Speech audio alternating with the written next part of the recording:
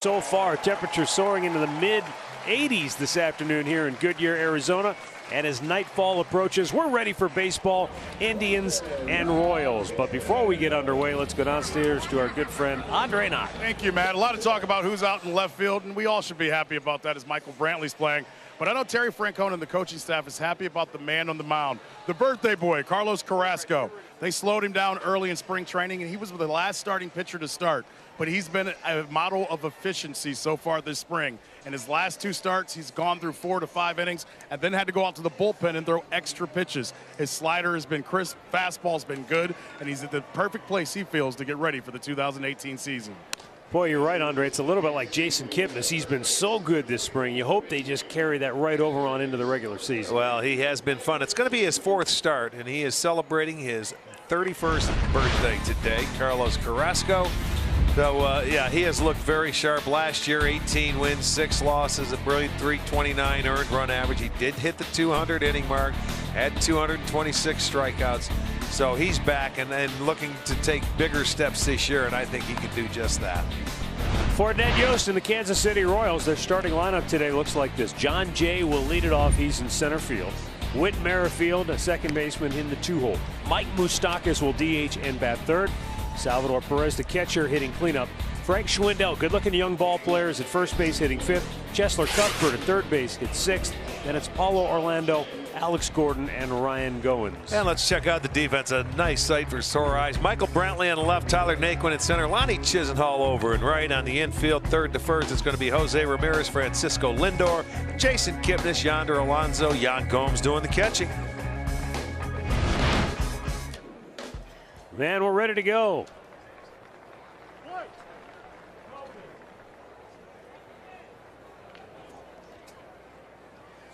The 29th game of the spring underway for the Indians. A fastball strike to John Jay. Cleveland has won 16. They've lost 10. They've had a couple of games end in ties. Kansas City 14-10 with a pair of ties. Swung on and missed. It's 0-2. Of course, records mean nothing here in spring training. After about the second inning early in spring, the lineups all turn over. The reserves start to make their way into the games. But as we go down this last week of spring training, you might see the starters staying in there a little bit longer. Jay, a line drive to right field and a leadoff single for Kansas City. Well, John Jay with an opportunity of maybe starting and playing in center field for this Kansas City Royal team this year. Carrasco an 0-2 pitch. And you're going to see it. Not a good 0-2 pitch. He threw an excellent fastball to get him to 2 strikes.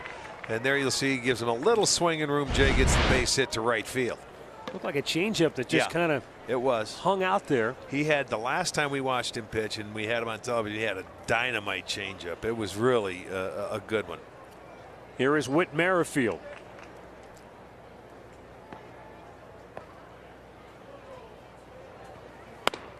Merrifield has had a fantastic spring. He has 20 hits in 43 at bats. Good for a 465 average. And look at the year he had last year. This is a player that really, he deserves all the playing time. 34 stolen bases. He's a good young player and forced his way into the lineup. He was going to play anywhere.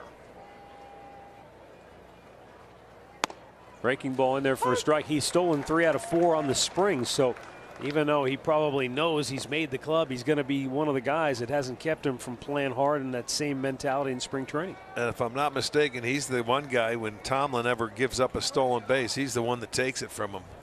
Against Kansas City, the Royals get him. 1-1 pitch. Missed inside.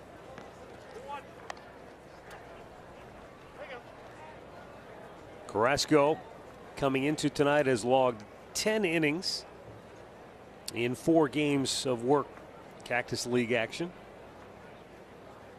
He has walked 3 and struck out 16 in those 10 innings of work. Now the 2-1 out of play. Well, that shouldn't surprise us, because when hitters come to camp and if a pitcher has his changeup like he had really a Bugs Bunny changeup and he had a good slider one start, it doesn't surprise me he has 16 strikeouts, because hitters aren't ready for good breaking stuff at this time of year. Usually it takes a while for the pitchers to get a feel for that, but Carrasco has had it right from the start of spring because they, slow played him, and he started later.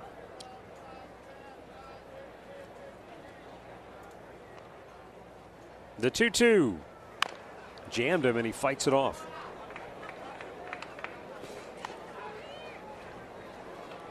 Kansas City has had an interesting offseason. They were looking at a lot of free agent losses. Eric Hosmer did end up leaving. He signed a big deal in San Diego, but Mike Moustakas ended up signing back with Kansas City. Just couldn't find many takers out there this offseason, and he wound up back with the Royals, which is great for Kansas City. Because what that does is it keeps Kansas City in the mix. Now, is anyone picking them to be a surprise team or an upset team this year in the division? Maybe not, but you keep Moustakas in that lineup with Salvador Perez and it helps. Blossoming Whit Merrifield. And they also lost Lorenzo Cain yeah. to Milwaukee. Yeah. They did get Escobar back, who was going to play short. Runner goes, and the pitch is fouled back. And you can see Merrifield is just a tough out. He finds a way to foul off tough pitches to stay alive in case you make a mistake. Yeah, the key for Kansas City, as with every team, is going to be the pitching. Do they have solid enough pitchers to come out there on a daily basis to attack you? Danny Duffy was named the opening day starter for Kansas City. They will open at home, and there's Ned Yost, the manager. And he makes no excuses about anything. He's all about business.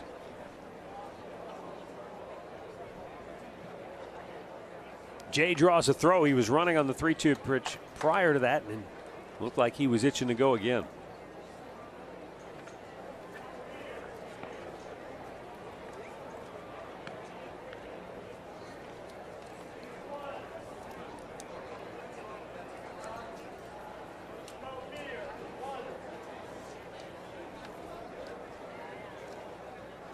He's running right back up the middle. Kipnis is there, but he dropped the ball. Did he get the tag on? He did, and he turns the double play. I'll tell you, a really good play. I think Kipnis transferred the ball from his glove to his hand to tag him. I don't think he dropped the ball. I didn't see it, but I'm thinking that's what happened because he got there on a nice pick. Oh, yeah. You see that pick, and then he puts it into his hand and tags and throws the first for a double play. That was not an easy pickup. That's a tough short hop, but he tagged him. Umpire right there, and a well-turned double play by Jason Kipnis. Some nifty glove work by that's something to smile about. Kipnis.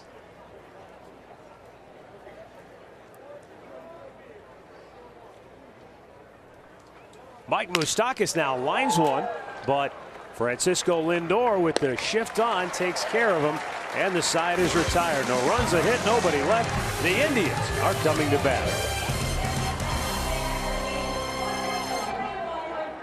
Jason Hammel will take the mound for the Kansas City Royals. Set a career high with 32 starts last year, 180 in the third innings. He went 8-13 with an ERA of 5.29. Indian starting lineup for Terry Francona looks like this: Lindor, Kipnis, and Ramirez. Then Edwin Encarnacion, Michael Brantley, and Yonder Alonso, Chisholm, Hall, Gomes, and Naquin rounding it out.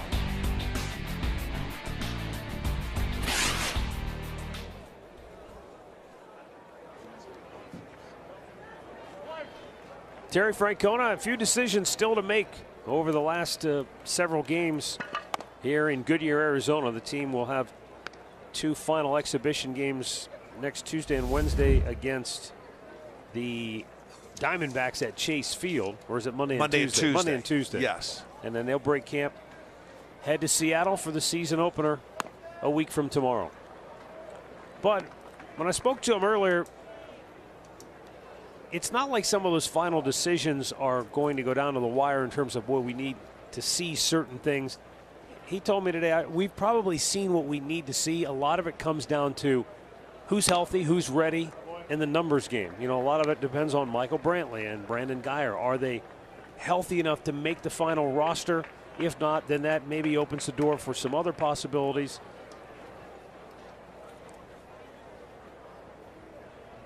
3-0 count for Lindor, and he takes a strike over the outside corner. Well, Tito did say that, there's no timetable. We're not going to rush anything, so you just have to wait and see. And he's not going to tip his hand, but it's certainly nice to see Michael in an A game starting this year for the first time. Lindor lifts one high and deep to right center field. Goodbye. The Indians strike first. Lindor with his 5th home run of the spring.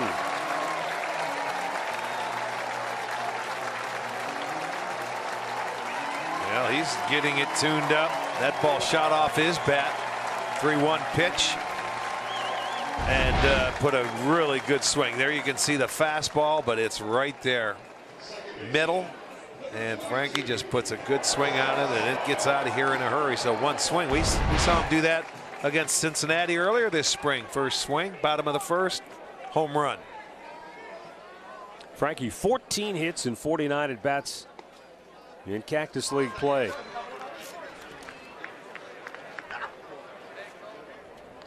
Jason Kipnis had 6 home runs in his first 6 spring training games this year.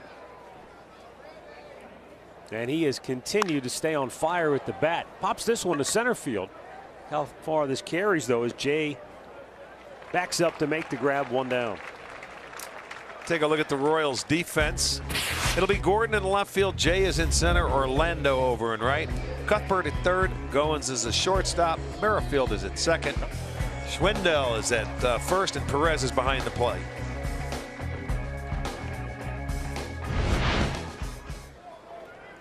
Jose Ramirez with 1 out here in the first, and the Indians out to a 1-0 lead.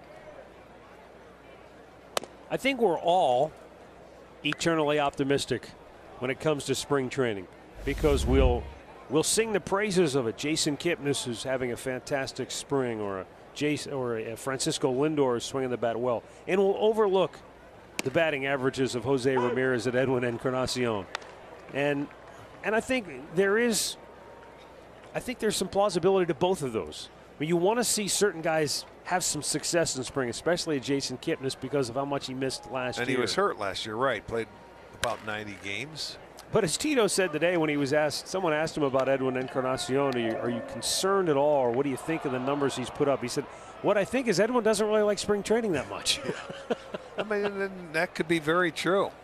Remember, he started slowly last year, and, I don't think people realized, changing teams had something to do with it. There was a lot of different subtlety changes that had to take place. But, he's been through it. He knows what it takes to get him ready, and he will be ready for the game 1. And likewise, Ramirez, you'd be more concerned if you saw something that was different in his swing or different in his approach. Which there isn't. You know as well as anyone, hits, sometimes they fall, sometimes they don't. Sometimes you're a victim. It's more of what kind of at-bats are you having? Yeah, right. Once we leave here, it doesn't matter how many home runs, how many hits, how many runs you drive in, they don't count. The season starts, and there's a good pitch, and he's going to take a called third strike. He'll go down for out number 2. But track records, and managers know that, so it is. That's why it's time for these guys to break camp. The grind of going day in and day out and getting into this routine. They want to get out and they want to play baseball, and they want the bell to ring when it counts. Yeah, they want the games and the numbers to all be put down in ink. That concentration, then you start really focusing. Edwin socks one deep to center. Jay is back at the wall, makes the catch, and the side is retired. Francisco Lindor puts the Indians in front with another leadoff home run here in Cactus League play. 1-0 Cleveland.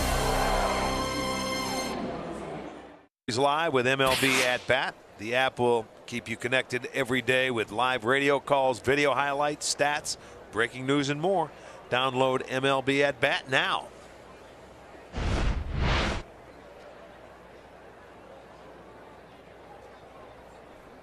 Salvador Perez leading off for Kansas City, and Carrasco plunks him.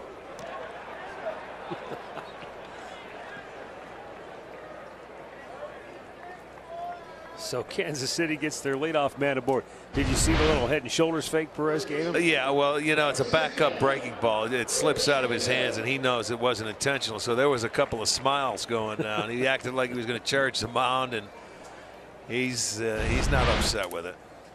One that got away. Valuable member of this Royals club, though. Lindor right now from short. They're talking about it. Here's a guy really interesting, Frank Schwindel. Chops one up the gut. Can Lindor cut it off? Yes, he does. The flip to Kip on to first. The throw sails into the dugout. And that'll send Schwindel on to second. Yeah, well, Kip knows he made a mistake. An easy double play ball with the backhand that Lindor gives to him. He drops down on the side. He took his time, and he didn't just set his feet to make a good, strong throw. He had plenty of time to do it, got a little lazy with it, and threw the ball in the dugout. So that'll go as an error.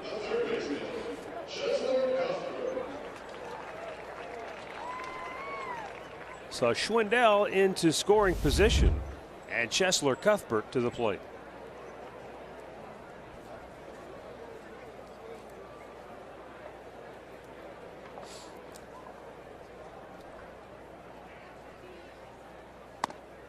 Cuthbert looks at a breaking ball that backs up. It's inside. 1-0. He does not have the breaking ball that we have seen in the past in the last couple of starts. It seems like he's getting underneath it today, more so than he has, instead of getting it out in front.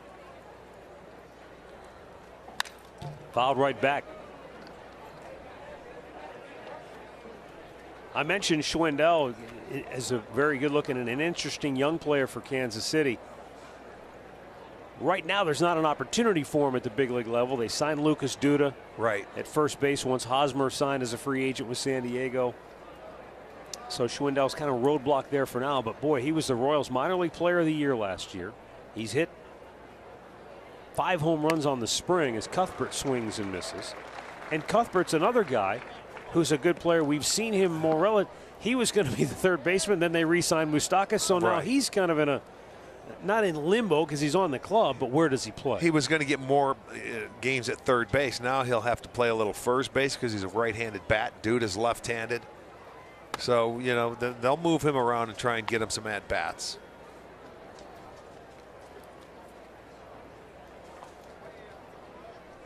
The one thing Mike Swanson, who's the director of communications for Kansas City, he was saying that the way the Royals have built their club, that even though people from the outside may look in and say, well, Kansas City's rebuilding.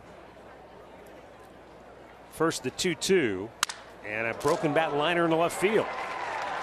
Schwindel will stop at third. Brantley gets to it quickly. And the Royals have runners at the corners on the one-out broken bat single by Cuthbert. Off the end of the bat, you could hear it broke the bat, so he hit it off the end. There's the slider. But it stayed middle of the plate. It didn't go away. It had a little too much of the plate for him to get a piece of it. He hits it in the left field, so now they have runners at the corners with 1 out. And that's the second hit for Kansas City. But what Dayton Moore and the Royals organization hope happens is that all of the work they put in that got them to where they are, building the minor league system up, making good draft choices and developing those players, that you've got guys who are at least close to being ready to step in and fill some of those valuable roles. You hope they can do it. Now, yes, now they have to step into those roles. They've done a wonderful job, and actually, you know, the winning has hurt them because guys become free agents and they become too pricey for a market like Kansas City. And that's where you need that second wave on the cusp being ready. And that's where, hey, the Indians are a similar situation. You need a Bradley Zimmer. You need some of those young players who are ready. You know, we saw an Eric Haas, very young, I mean, very good-looking young catcher. Right now, not an opportunity. But that could always change. And it always helps if you can get a pitcher or two, because if you have to pay for pitching, that's awfully expensive. Bingo. You know what I mean? You can't go out and hit the free agent market and pay for pitching. You've got, you know, relievers, back-end relievers now getting $8 to $10 million a year. And starters are going for more than that, so it's a tough call. Paulo Orlando. Check, did he go? He did not, says Alan Porter down at first base. I disagree there. It looked like he did. You know, that's where the Indians have it over almost any team. If you remember last year, the whole starting 5 on this staff made a total of about $15 million. You know, for the complete starting five. Yeah. And now that's going up because they've signed big deals and it's starting to rise. But you know, it's going to come and happen to the Indians as well as what happened with the Royals. Eventually, you get priced out of the market. Chop foul, third base side.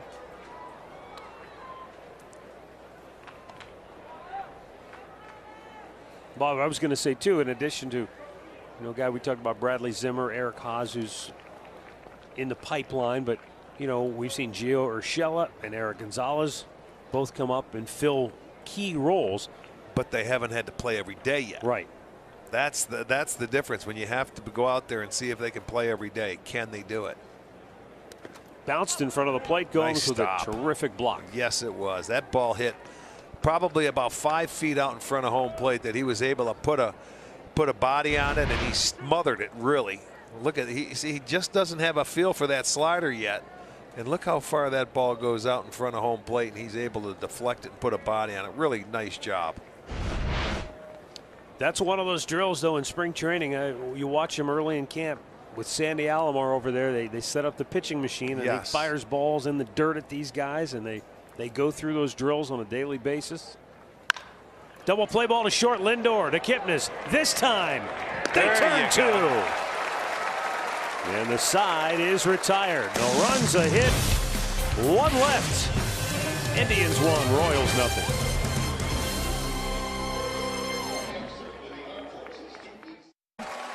Our storylines, the roster moves as we come down the stretch, and some injury updates. And one injury update is right there, stepping into the batter's box in a big league spring training game for the first time this year. Michael Brantley, off-season ankle surgery.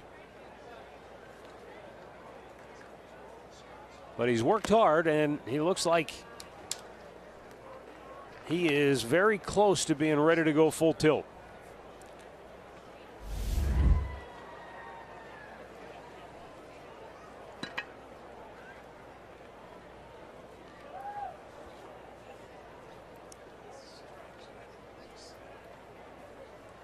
Jason Hamill misses outside.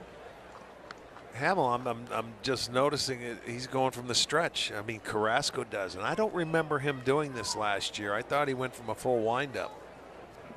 Wonder if he's trying to abbreviate get out of that windup. I just don't remember him. Brantley blast off deep right. Goodbye. Welcome back. Brantley clears the roof in right field, and the Indians lead it 2-0. Yeah, how about that? Lindor hit the home run leading off the first. Brantley, his very first at bat of the spring in an A game, gets a 2-0 fastball and hits it out. Landed on the roof. Look at a smile by Tito. That away. Yeah, he's chomping at the bit. I would say so.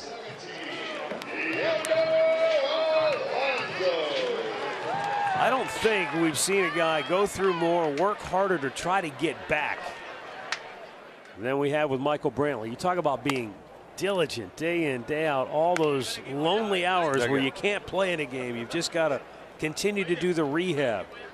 He's close, and you just know there still burns a desire to want to get out there and compete. Just watching him walk through that dugout and all the players, they are truly happy for him that, they know what he's gone through. Well, one guy who knows a lot about his teammate Michael Brantley is pitcher Corey Kluber. He's downstairs with Andre. Thank you, Matt. Corey, as that at bat went on, you and I talked about how Michael Brantley played 366 days ago. Yonder just got that one on the foot. Looks like he's all right. And you said that maybe he's like Roger Clemens. He just wants to come at a certain time and only do so much of spring training. How awesome is it to watch him do that again? Yeah, I mean, I think that he's obviously had to put in a lot of time in the training room to get to the point where he's able to play. But it's not a question whether or not he's going to be able to hit. I think we all know that's going to come. Well, 2 years ago, you guys were going against the Cubs here, and you were on the mound. He made a play out in left field. Then he hit the home run, and you instantly said he's done that 2 out of 3 years now. Yeah, that's his new routine for spring training, I guess. Speaking of the routine, how's your routine been, and how do you feel going into the season? It's been good. Just a normal spring training to this point so far. Just kind of going through the progressions. Sounds a little a little boring, but just kind of hitting all the different checkpoints you need to throughout spring to feel ready once the season gets here. Lonnie Chisenhall ropes one to left field, down the line, cut off by Gordon, and stopping at second base is Alonso. Corey, the other thing, you talk about boring. I would never use the word boring from you, but when you look at you want to be a part of this, Frankie, or would you like to join in? Thank you. But when you look at this rotation, just talk about the competition you guys have amongst yourselves, and then watching this rotation grow together. Yeah, I don't know if I'd necessarily think of it as a competition. I think it's more so that the five of us are invested in being good as a group, not just worrying about ourselves individually, but more so worrying about the group of starting pitchers being successful and giving the team a chance to win. So I think that's why we go out and watch each other's bullpens, and we talk a lot in the dugout and things like that about what we saw with hitters, different things like that, because I think that we're just trying to do what we can to help the team win. After dealing with the back injury early last season and going through it throughout the season, anything different that you've done in the offseason? Anything that you'll do differently through the season to kind of deal with that? We can hold on a second. Deep center, back is John Jay. He'll make the catch. Tagging, both runners going to try to move up, and they will. Not really. I think that I know kind of the things that I guess helped me to get into a good spot with my back last year, so I'll kind of continue to do some of those things, but for the most part, fairly consistent with the same sort of routine that I've had in the past. Didn't need to make any drastic alterations to it. Are you sick of people asking about your last two starts in the playoffs? Nobody's really asked me about it for a while, so no. All right, so I'll ask it. We'll leave it alone. I won't ask the rest of the year. Anything different for you that happened that you went through in the playoffs that maybe you want to avoid going forward? Hopefully execute pitches better and not hang breaking balls over the middle of the plate. I mean, that was pretty much the story. Well, back up to you guys. I think we've got all we're going to get from Corey tonight. All right, thank you, Andre. We know he'll be ready to go. No big deal. Yep. Just be ready for next Thursday night.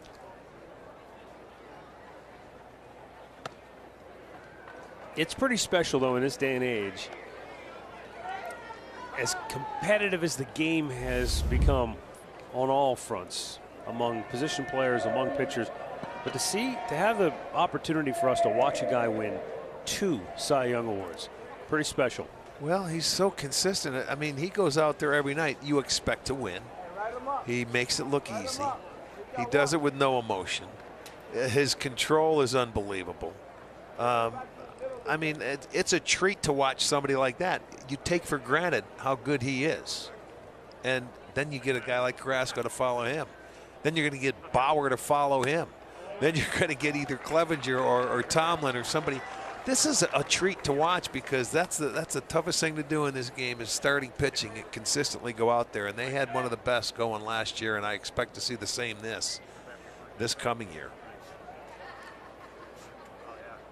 Second and third, one out, infield in for Kansas City. And Tyler Naquin, very patient, good at bat, takes the walk, and the bases are loaded.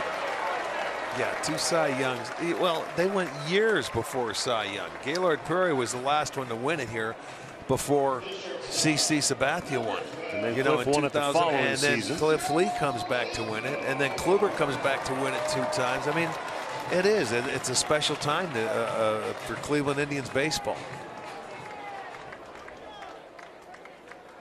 Francisco Lindor homered to right his first time up. And that was on a 3-1 pitch.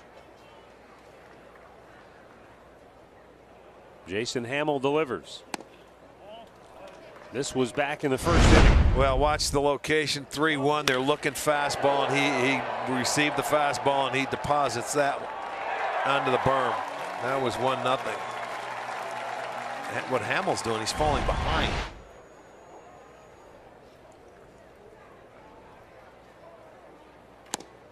Hamill last year in Cleveland started a game August 26th. He retired the first 16 batters of the game.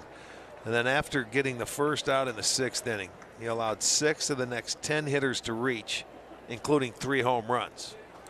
But he did have success against them early. He was struggling early in the year, but he pitched well against the Indians. But They seem to be seeing him very well here tonight.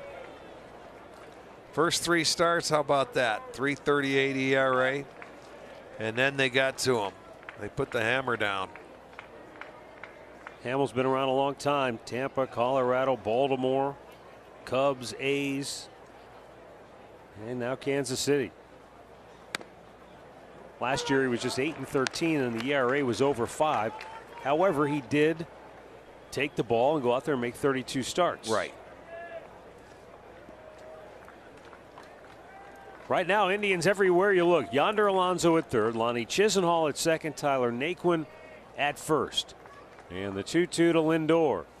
Up high, got him to chase. And there are 2 down. Second strikeout tonight for Hamill. Yeah, elevated the fastball, so it was a good sequence. A 2-1 pitch was a breaking ball inside that he got him to swing, and then he rides the 4-seam fastball up above the belt. Looks good. Frankie couldn't catch up to it. He swings and misses, and he gets a big second out here. Now, can he get out of this inning with just allowing the 1 run? If he does, it'll be a very good job. Jason Kipnis fly to center his only time up.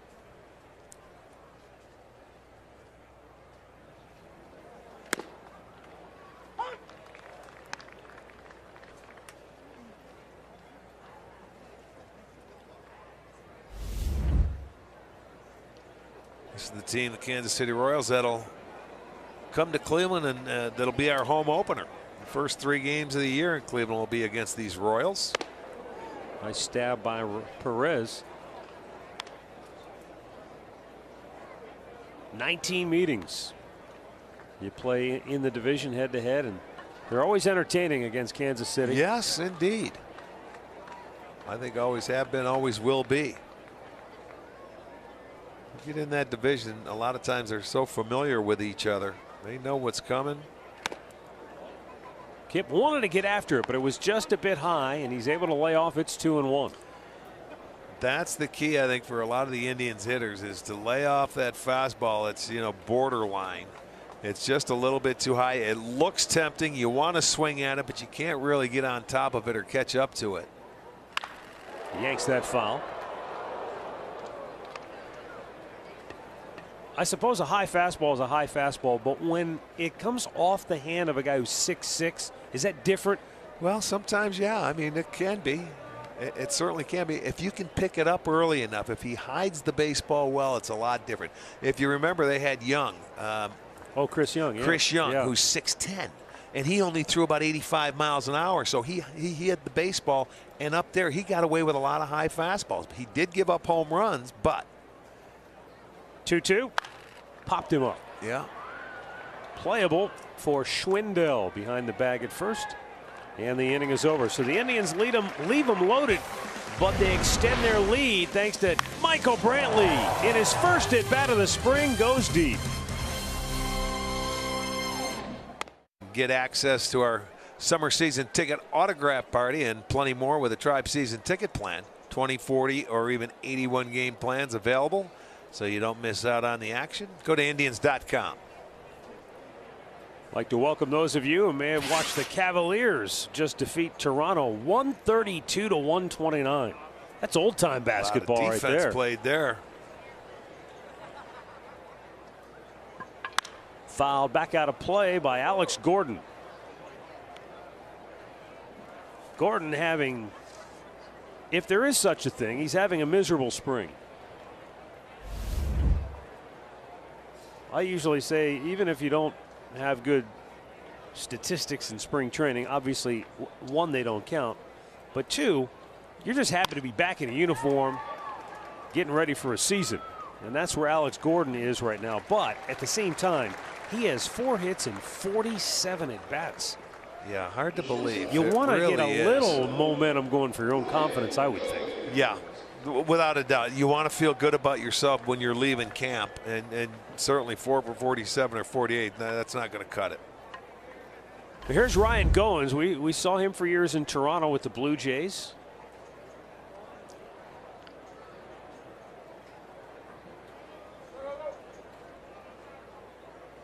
He has 13 at bats in 32, or 13 hits in 32 at bats this spring.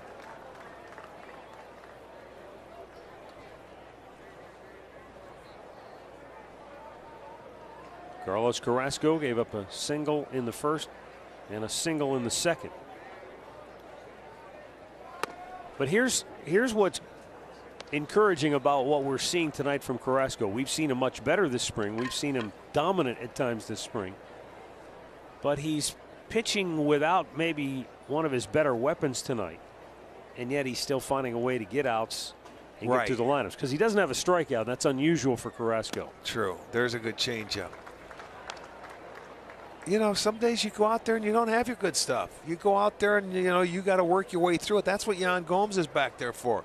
You know, he's not going to give up. He's going to continue to call his off-speed pitches and try and get him to swing and miss. He knows these guys. You got to work some guys through. He knows what he's throwing and what his best pitch is, and he knows his slider is not there tonight. But he's going to stay with that changeup to try and get a strikeout here. Or hit it softly. That's just as good. Lindor takes care of Goins. 2 away. Back to the top of the order. Jon Jay is one of those signings for Kansas City in the offseason that maybe didn't blow up on the radar, raise much awareness, but could be a really good sign for Kansas City. I mean, this guy, when he's been healthy, he's been a very good offensive player. Yeah. You know, can hit you around 300. Well, I mean, he played in that spacious outfield in St. Louis. He's going to have the same thing in Kansas City. A big outfield. Yeah, I know he was hurt, but he played in San Diego too. Yeah. It's a big outfield. It's one of those guys you forget. Last year he was with the Cubs. Yeah.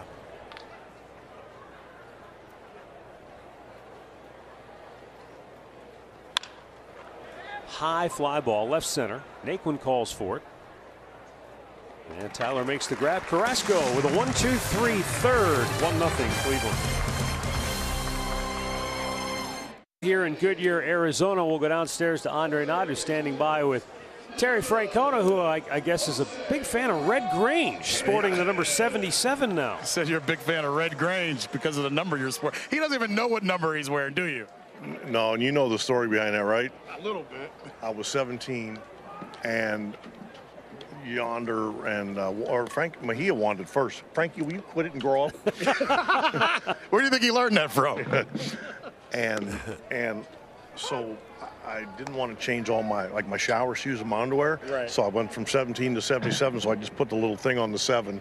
So that's really what it was about, the number 7? Not like somebody that I liked that was 77. I just didn't want to change all my underwear. Jose Ramirez with a gap shot, but it's going to be cut off by Gordon.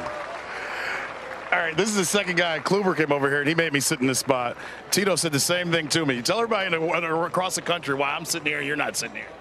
We might be dumb, but we're not stupid. One of these lefties is going to hook a ball over here, and it's going to hit you. And the worst it's going to do is glance off you and hit me. That's why he told me to sit here. We saw it was coming up, and he goes, yeah, you sit right there. When you see Jose, we're talking about numbers and how much they mean and don't mean in the spring. How nice is it just to see him come here and relax and be ready to go for the season? Yeah, and you know what? He hasn't hit the ball well this spring. I'd be willing to bet he'll be the last guy we're worried about, you know, when the season starts getting hits. It's taken him a little longer than he's probably comfortable with, rounded into shape.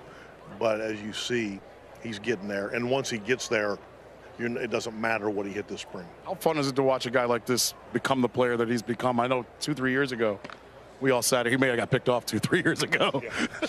But just to watch what he's become. You know, and you'd like to sit here and say, oh, yeah, I saw this. We didn't know that. You know, he was fighting to be a utility player, and we thought he was real valuable. And through a lot of hard work and being confident in his own ability, he has turned himself into one of the better players in the game, and it's exciting for us. When you look at this team, everybody wants to know the 25-man roster. You made a good quote earlier. We make a big deal about what the team will look like on opening day. How do you guys not get so caught up on just opening day, but what you're going to need for the entire season? Well, and you know what? It's easy to get caught up in opening day, and it's not that it's not important, but we got a lot of baseball, and you don't want to sacrifice something that's going to hurt you down the road just for the sake of opening day. And I know that players sometimes have a hard time understanding that, but we have to look at the entirety of it. And we know we're going to go through more pitchers than the 12 we break with and more players. So you try to make good decisions. Carrasco has been very efficient this spring. Tonight, he's had to go through it a little bit. Do you like seeing him have a start like this before the season gets underway? I really do like seeing them. Guys have to work out of jams, work out of the stretch. I think it's good for them. I mean, yeah, obviously, you like to see your pitchers mow everybody down. It's not realistic that it's going to be like that every time in the season. So you like seeing guys have to work out of jams, yeah. You might be the best manager in baseball because somehow you get 2-3 to come up at the same time every year in the spring and come up with a home run. How cool was that? That, you know what, it's not that easy. It just goes to show you two things. One, how hard of a worker he is, and the second thing is how simple and how solid his swing is. Well, everybody at home wants to know, will he be with the team? And I got to ask, you can punch me later, but what's the timetable? Honestly, don't know. And the timetable is when he's ready. And we're trying not to, we know how hard he works. We don't need to push it. When he's ready, the training staff will tell us. Now, the one good thing is that he's antsy now. He's feeling a little froggy, and I think that's a really good sign. How much does it help that there'll be a few off days, with the season starting, just how April goes? Will that play into it or no? It certainly can. I mean, we don't mind getting him back before he can play every day. He's such a good player that if we have to massage that a little bit, we've done it before, and he knows we're willing to do that. Last thing, I'll let you go back down there and be the mature, be the mature manager and guy that you are. I'll let you go down. We'll keep the immaturity down here. No problem. You made a comment back in January about coming out with a vengeance after the way last season. I think that's going to be a foul ball after how last season ended. You ready? You think this team's ready to go? And how antsy are you to get out of here and get it going? I said that at the sports banquet. Now, I was last on stage, and I had a couple cocktails, so that's probably where that came from. But I do mean it. I mean, we were mad the way it ended. I didn't even, talking to the team, it was hard for me. It was over way before we wanted to. So you try to use whatever you can, whether, to propel guys. And I think we'll come back with a vengeance. I think the guys have had a great spring. We haven't had to stay on anybody by getting the work done. As a staff, we appreciate that. Well, I appreciate us getting out of here and a ball not coming over here yet. Thank you, Tito. It's early. You still got time. Stay right here. Oh.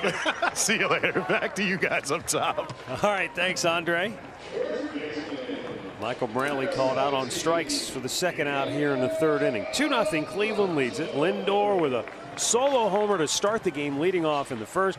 And then Michael Brantley in his first at bat in a spring training game this year, he homered over the roof in right field to make it 2-0.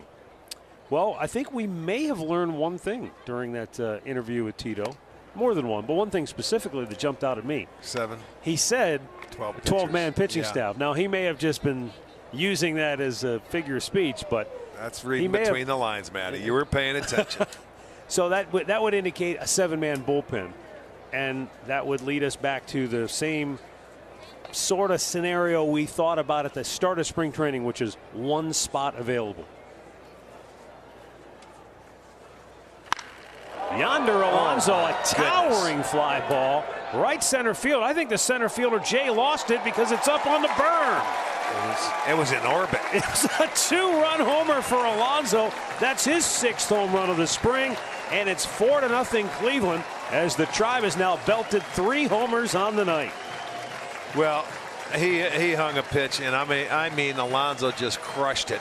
And the reason why Jay couldn't see it, it went higher than the lights. It was in orbit. And that thing, I could see where he lost it, but he hung him a breaking ball, and Hamels just going to go down and pick up the dirt off the mound. He knows it. What a swing. And I mean, they've launched some balls. That one was high and deep. I mean, watch where the breaking ball stays upstairs, and he just gets underneath it. Oh, boy, that was just right into the nitro zone, the path of that swing. I'll tell you what, he could be a nice addition here. He had a couple of home runs the other day off the Giants in Cueto. You could probably break this down as well as anyone, but Alonso, when I talked to him earlier in the spring, people are wanting to know, how did you turn this from, how did you get the power to work? Most of it, he says, is his lower half, focusing on that lower half. And that was a good side angle we saw on that swing. And with 2 outs, we may not have another chance to go back and see it. Lonnie Chiselnall, with his second opposite field single of the night, keeps the inning alive. Take us through this swing by Alonso. What does the lower half mean in a baseball swing? Well, I mean, that's your foundation, and that's where a lot of your power comes from. Guys think you have to swing harder and things like that, but he incorporated a little leg kick, but that front foot got down in time. You just see the hips, you know, just fly open. But I mean, and then the extension comes through. You don't have to swing it as hard. But these guys, they get that timing, and when they're locked in with their timing, they can hit it a long way, especially when they hang the breaking ball like Hamill did.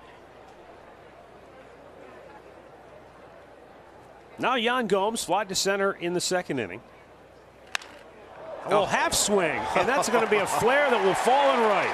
Boy, would you like to see Gomes do that this year? Just use right field like that. That was a half a swing. I mean, that might have been excuse me, but you know, it goes as a hit. That's now 4 hits in the inning, and this is a pitch upstairs where it looked like he was going to check his swing, but he fights it off.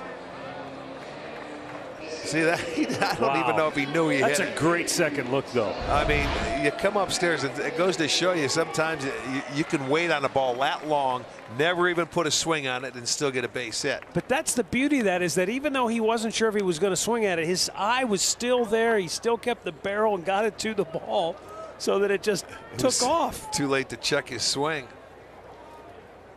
Well, here's Tyler Naquin. He walked in the second.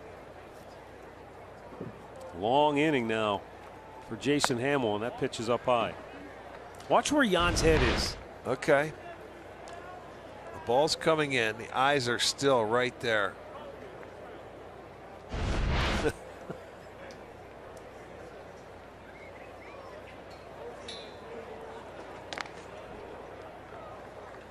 Well, the Indians have had their chances. They have 7 hits.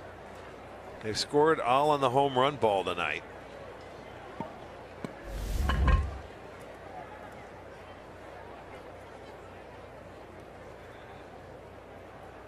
Hamill worked his way out of a bases loaded 1-out jam with a strikeout and a pop-up. Last point about the foundation being the key to the swing. I was just thinking to myself, you know, back in the 90s, so much was focused on the guys who were all bulked up. You know, upper body strength isn't as important in a baseball swing as having that great lower half. The swing for baseball, golf is all about the same thing, man. Doesn't matter your size. You can create. It's bat speed, you know, and that with your timing and your legs, everything's going together. You don't have to swing as hard. It's just a nice, you want a short, quick swing if you can get it there. And if you make contact with the baseball, it's going to go a long way. It's quality at bats. All these guys are strong enough to hit homers, but when you try to hit them, you don't do it because your swing gets bigger because you're trying to do something. You just have to be short and quick to the baseball. That was a pretty swing he put on the ball. And he hit a bad pitch. 2 on, 2 out, 2-2 pitch. Naquin drives one up the alley in right center field. Scoring is Chisenhall. Yan Gomes going to be waved around. He'll score without a throw. It's a 2-out, 2-run double for Tyler Naquin, a 4-run third for Cleveland. And they now lead it 6-0. Well, he put watch, it's going to be down for Naquin. Look at him. He kept his hands back, and there's not a big swing here. It's a breaking ball. He kept his hands back and found the alley in right center field. I thought he was going to end up on third base. I thought he had time to get there, but he gets a big 2-out base hit to drive in a pair. So Naquin coming around, having a nice spring. Well, after an injury-plagued campaign a season ago, Tyler Naquin has worked hard to put himself back in the conversation, at least, to be a guy that the Indians could use if they need him. The injuries, if Brantley doesn't start and Geyer doesn't start on there, he certainly could become a factor. Lindor is the 8th man to bat in the inning.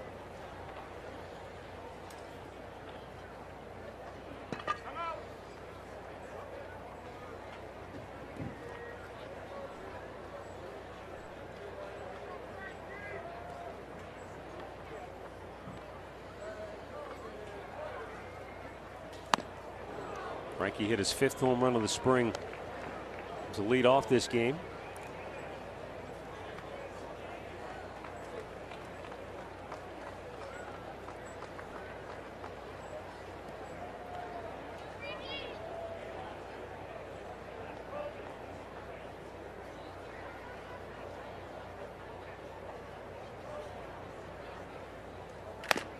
Pretty good crowd here on this Wednesday night in Goodyear.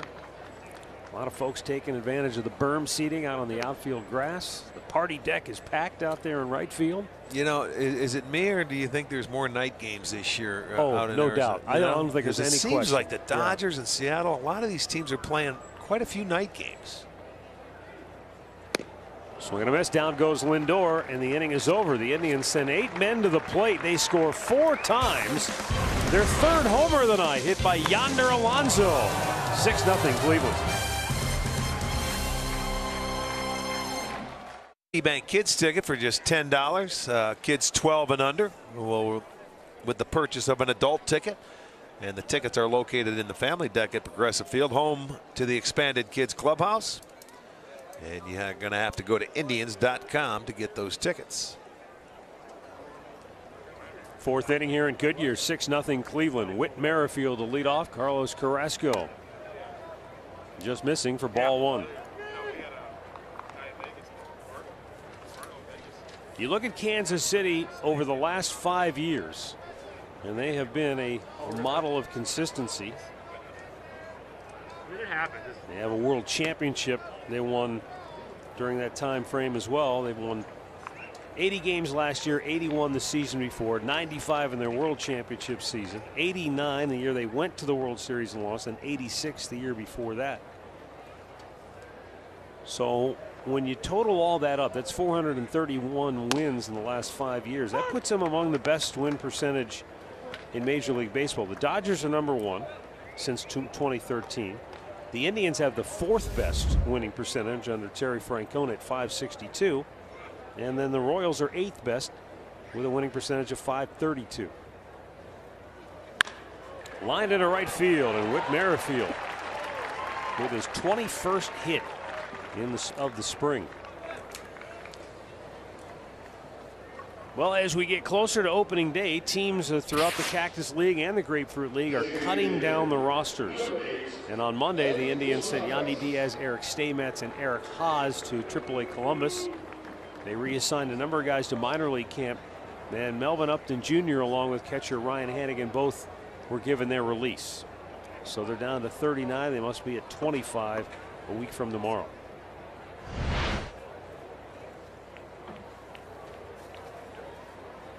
Now, as Mike Moustakas drives one toward left center field, that's hit a long way, and that's going to one-hop the fence, go up and over into the bullpen.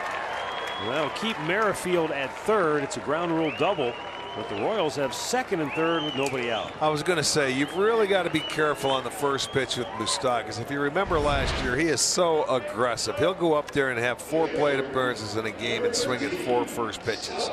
He swung at the first pitch in his first at-bat, so you've got to make a quality first pitch because he's going to get aggressive, and that time he plugs a gap in left center field. He stayed on the baseball, so they have back-to-back hits and a chance to get on the board now. Looked like Carrasco was trying to run a 2-seamer down and away, but Moustakas is so good at staying on the ball. You think of him as maybe being a guy that went for the home run ball a lot last year and became a pull hitter, but he still uses the whole field. This is a Kansas City team. They like to swing the bat. They don't walk a lot. They're usually in the really bottom part of the league in walks. They don't strike out a lot either, though. No, they don't strike out. They put the ball in play. They hit their way on. You know, and they're not a big home run hitting team because of the environment they play in Kauffman Stadium out in Kansas City. But I'll tell you what, they are not afraid. They're going to go down hacking. Right back to the screen. Perez took a big cut. There's Perez. You get 2nd and 3rd and 2 guys on. It's tough to not swing the bat. This guy, they wanted above it, and he gets away with one right there. You see where the target was for Gums. Perez, a guy that he came up, he was swinging from the on-deck circle his rookie year. But this is a good player, and he's tightened it up a little bit. Power numbers have improved each of the last 3 years. Oh, hit him again. Another breaking ball. Another one that got away from him. He has not had a feel for that pitch tonight. Perez joked the first time. Second time, it's not as funny, is it? He's not even going to look at him that time. First time one got away, hit him in the shoulder. This one he gets underneath, and it's a backup, and it gets him right there in the thigh. And he had him down 0-2. and lets him off the hook.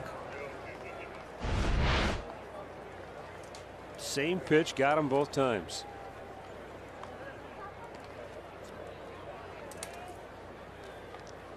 You know, even though this is a spring training game and it doesn't mean a whole lot, and you know, it was a joke the first time, this is going to carry over for the year. You know, you hit him twice, and if he tries to pitch him inside, let's say in the first series in Cleveland, and he drills him, I'm going to tell you, then it's going to start getting real serious when it counts.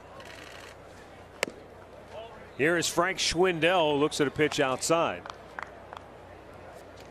Schwindel bounced into a fielder's choice his first time up. You take a ground ball double play right here again.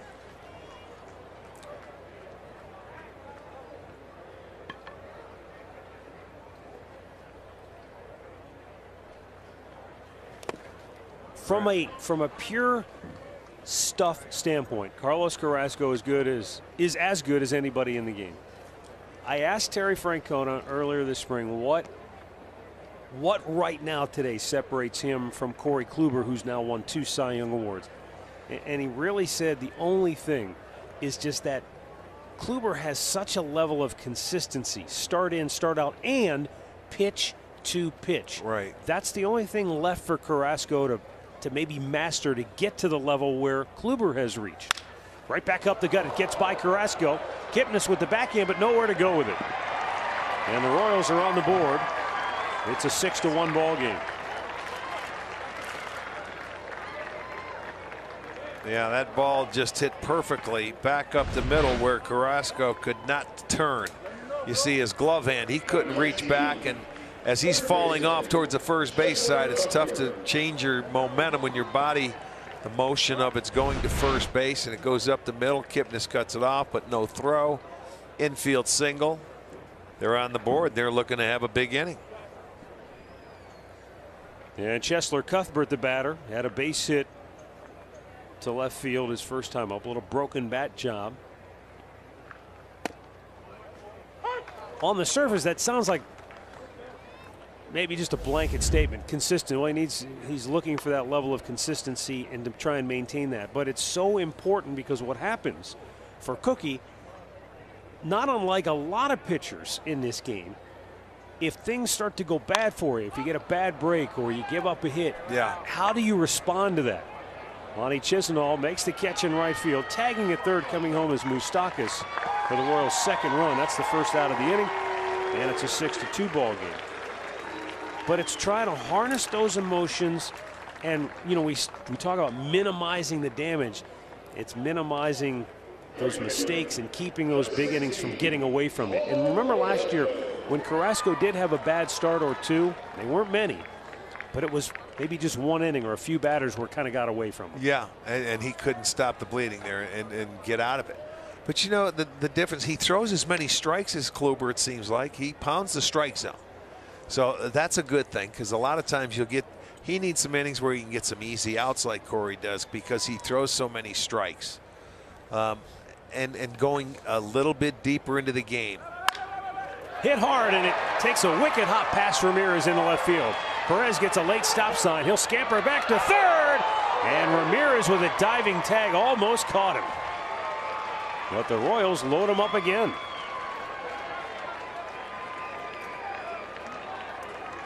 Apollo Orlando picks up his first hit, and it's the 4th Kansas City hit of the inning, and that's going to bring out Indians pitching coach Carl Willis. Yeah, hit hard, and you know Perez doesn't run that well, so why he was thinking he was going to score is beyond me, but he gets back.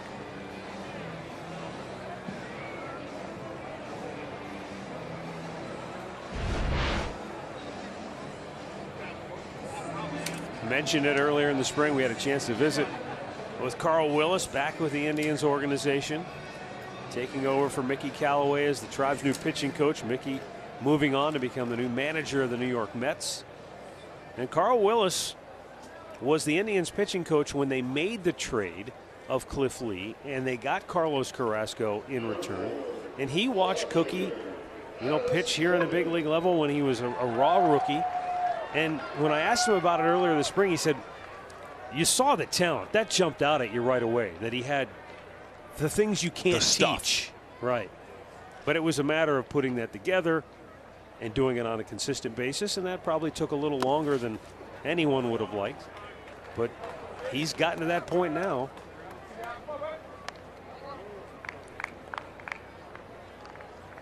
We've both known Carl a long time, and for fans who aren't familiar with Carl Willis, he's not going to come in here and try to put his stamp on anything. He's going to work with these guys on what they've done that has made them successful to this point, and just try to do anything he can to help them. Yeah, and that's basically all you can do. I mean, it's not an easy job because Callaway, had a lot of success in this organization. I think that might be the best replacement they could possibly have. A guy that's been here before. He's gone. He's been back to the organization, which he thinks very highly of. He's had Cy Young pitchers in other organizations. So, I mean, he comes back here. They're going to let him be themselves. Lindor with a diving stop, but he can't get it out of his glove, and it rolls free. The Royals get yet another run. I think he was trying to do the glove flip to Kipnis, and it just rolled away from him. Exactly right.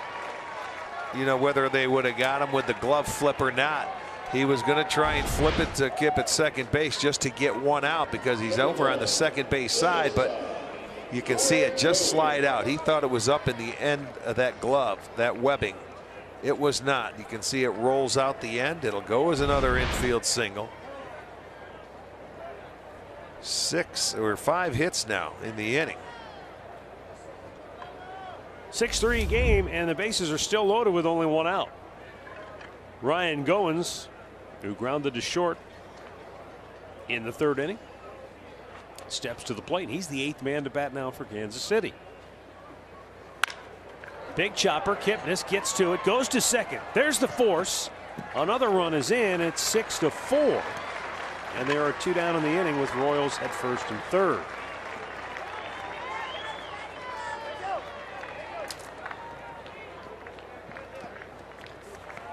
So the Indians sent 8 men to the plate in the bottom of the 3rd, and now in the top half of the 4th, Jon Jay is the 9th man to bat for Kansas City.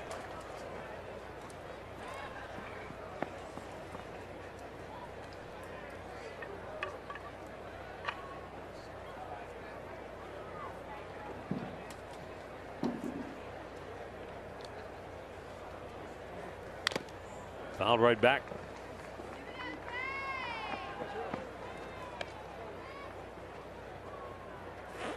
Jay now with 9 hits in 26 spring training at bats.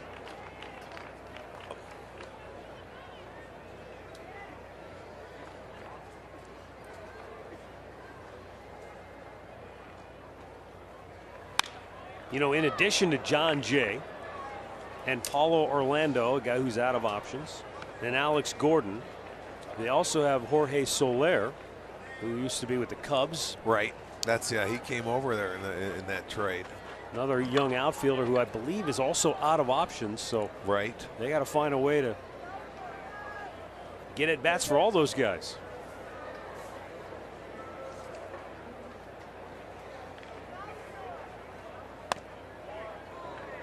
Close pitch, didn't get the call. 1-2.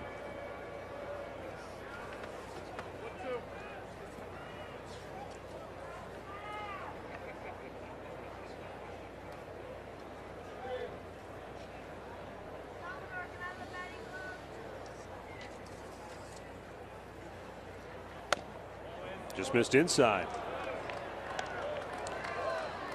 Well, he's trying to locate it. He's moving it in. He's not missing by much, but the fastball, he just can't command it like he normally does. The breaking ball is not there, and the changeup, which is normally a good pitch for him every day, has been spotty.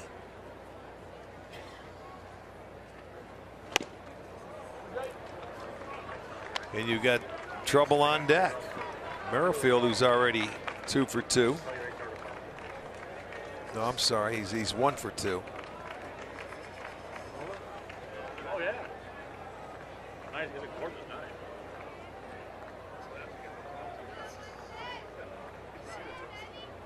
Runner at first is on the move. It's ball 4, and the bases are loaded again.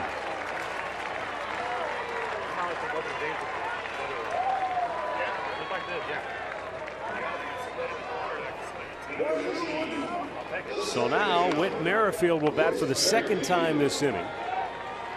And Singleton scored to begin the frame.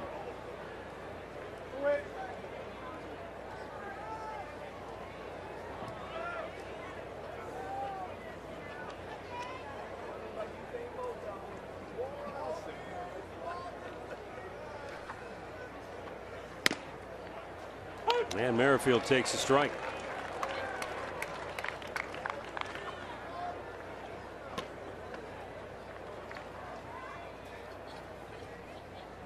Yeah, he started this inning with a base hit to right field.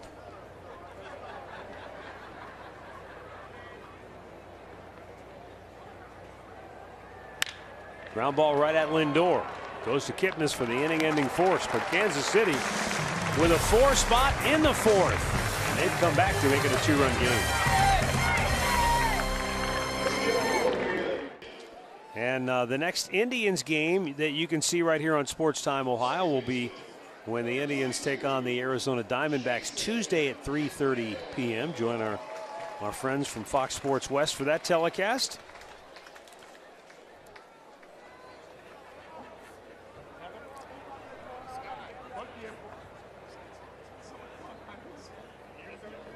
Jason Kipnis will lead it off for the Tribe here in the home half of the 4th inning. He's 0 for 2. He has fly to center and popped up on the infield. Jason Hamill with the first pitch curveball.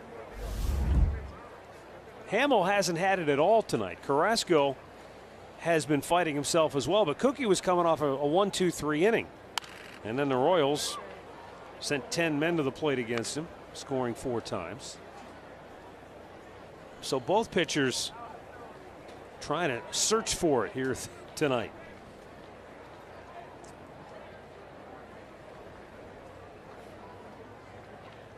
Yeah, they'll both probably get one more start before they break camp. But you know, I mean, this is spring training baseball. Some days you go out there and you know it's not so bad if you get roughed up a start before, as long as you get one more before you leave and you feel good about yourself. The difference, Hamill's given up 3 home runs. Down on strikes is Kipnis. He's given up the home runs, but he's struck out 6 Indians batters. Yeah, right.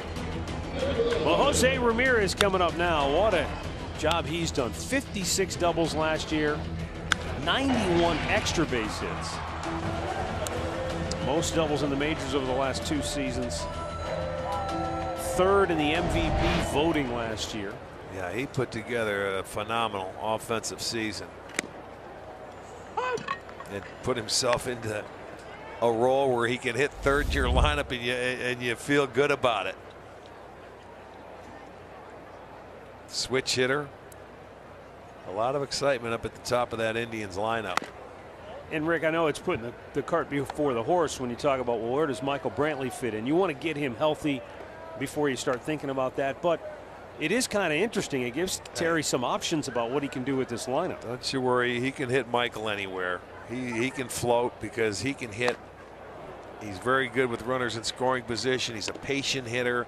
He can hit behind certain hitters where you can help him out. He doesn't change, you know, his the way he goes about hitting. He's going to hit the same whether it's 8th, 9th, you know, 3rd. After this pitch, I want to ask you something about this. Ramirez with another hit tonight. Well, we talked about this with Ramirez last year and protecting Edwin. Well, if the team goes the way it is, would you want Michael Brantley at that 5 hole now and have the switch hitter in the 3 hole or a switch hitter in the 5 hole? Which situation is better in your guys' opinion? You know what? It doesn't matter to me. You know what? I like Ramirez from the left and the right side. I like him 3rd because he gets on base so many times. Yeah. Michael's more of a patient hitter. My only thing with that, Matty, is I'll say it this way. If you keep Brantley at the 5 hole, start looking down around the rest of the lineup. Alonso lefty, Chisenhall lefty. Now Jan is obviously there tonight at righty. You could put a left-handed reliever in there and change things. Now some of these guys can't hit lefties pretty well, but I think that has to be something that they think about at this point in time. I'm sure they will. You know, the thought process will go into it. Him and Brad Mills, they'll all talk about it. And you know, sure, he likes to balance those switch hitters. I would say I look at it this way. Me, if you can hit, you can hit. For me, Michael Brantley is a non-factor as far as the lefty issue is concerned. That's a good point. So Same with Kip. I don't think that would bother me, but I don't know what. I think it'll be interesting. I know in the past, Michael's been such a good hitter that Tito's like, you want him up there in the first inning of a game. And let me ask you this, Andre: what are you going to do? You're going to hit him third, and that's him and Kipper back-to-back left-handers. I know. I think Jose deserves to be number 3. I really do. I like Frankie hitting first, and I hate getting caught up in switch hitting and left-handers. I just think it's a lot of lefties in a row. Well, that's all we have is left-handed hitters. What are you supposed to do? Matt makes a good point. I think when you look at Kip and you look at Brantley, you can kind of throw that out of the window about being a left-handed hitter. Alonso, I think, is a guy that you'll see. Can he get consistent against lefties, or do you put somebody else in the lineup at first base at some points in times against certain lefties? We'll see. That'll work itself out. That'll work itself out. I think another thing to consider is if Rajay Davis makes this team, and a lot of us are leaning to that effect, then he gives you a bat off the bench should someone come in with that right-handed or that left-handed specialist reliever. Well, listen, Andre, all year long, and they balanced it last year, and they protected Edwin. The first person out of the bullpen to face the Indians is the left-hander anyway. Every time. It was our running joke. And it's going to be the same way. They feel left-handers, but you know what? You still got to come back to your – who cares? Half of those left-handers are coming out of the bullpen are average at best. I knew you were going to say half those lefties aren't any good. Right. Exactly. Is that what you wanted me to say? Rick. Yeah, I knew I'd get it one way or the other. I mean, seriously. 3-2 pitch. Runner goes. Swing and a miss. Throw down to second. And it's not in time. Jose Ramirez with his second stolen base of the spring. Now there are 2 down in the inning. That's 7 strikeouts for Hamels now. But he's still giving up the 3 home runs, and Ramirez comes out. He's going to get the stolen base. Had a good jump. And you can run on Jason Hammel. The team, they stole 20 out of 23 last season against him.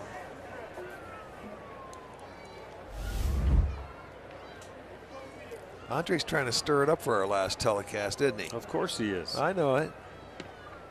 That's what happens when you get some sleep and you feel good. My voice is back. That's what you think. Call him Andre Strawberry, the straw that stirs the drink down there. Well, here's Michael Brantley, who homered in his first at-bat in the second inning, first at-bat of the spring. Called out on strikes in the third. Lifts one high and deep to left. Back is Gordon. Makes the catch. 4 in the books. Cleveland 6, Kansas City 4. Advantage of it on a nice warm night. And speaking of that, we want to have some sent down to the truck because we've got a partner of ours, Steve Bardo, celebrating his 43rd birthday. Look at the eyes. Look at that kid. That's great. That is awesome. Yeah, it is. Yeah, Steve Bardo celebrating his 43rd birthday tonight. 43rd. And happy birthday, Bardo.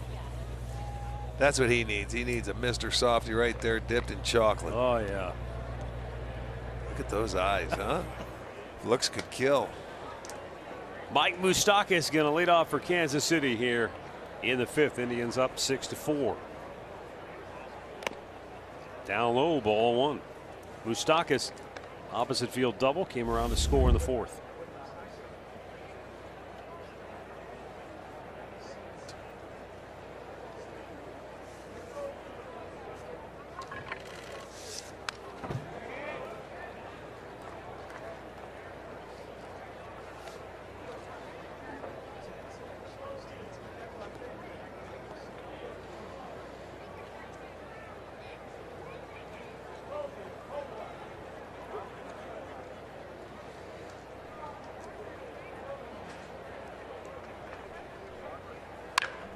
Rope foul.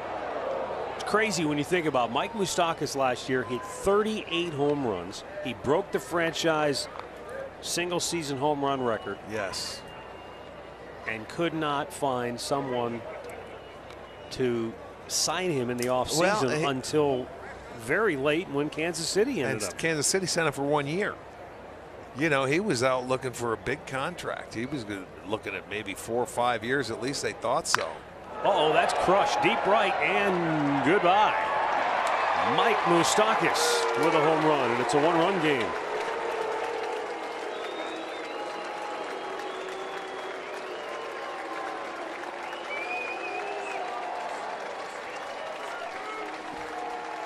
Moustakas shows his power. Hits a changeup, and I mean, look at the location right there. It just speeds up his bat. And boy, the barrelhead gets out in a hurry, and a line drive makes it a 1-run game. So the Indians are up 6-0. It's now 6-5. And Kansas City starting to pound the baseball now. That's their first homer of the night. Salvador Perez steps in. He's been hit twice already tonight by pitch. Both times it was a breaking ball.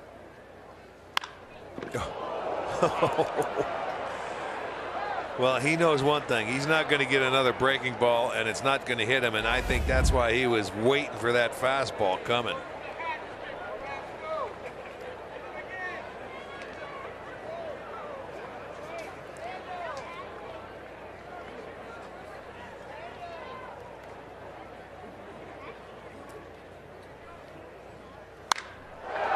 Hammered to deep center. Back goes Naquin, away back, and makes the catch. About a stride, maybe 2 strides in front of the wall. He didn't have much more real estate to work with.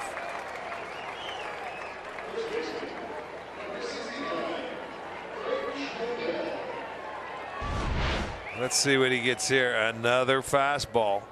And he was waiting for it. He knew he wasn't going to get a breaking ball in that at bat. He had a good swing on the first one and just hits it. Warning track power there. Naquin going back and catching it right before he runs into the fence. 1 down now for Frank Schwindel.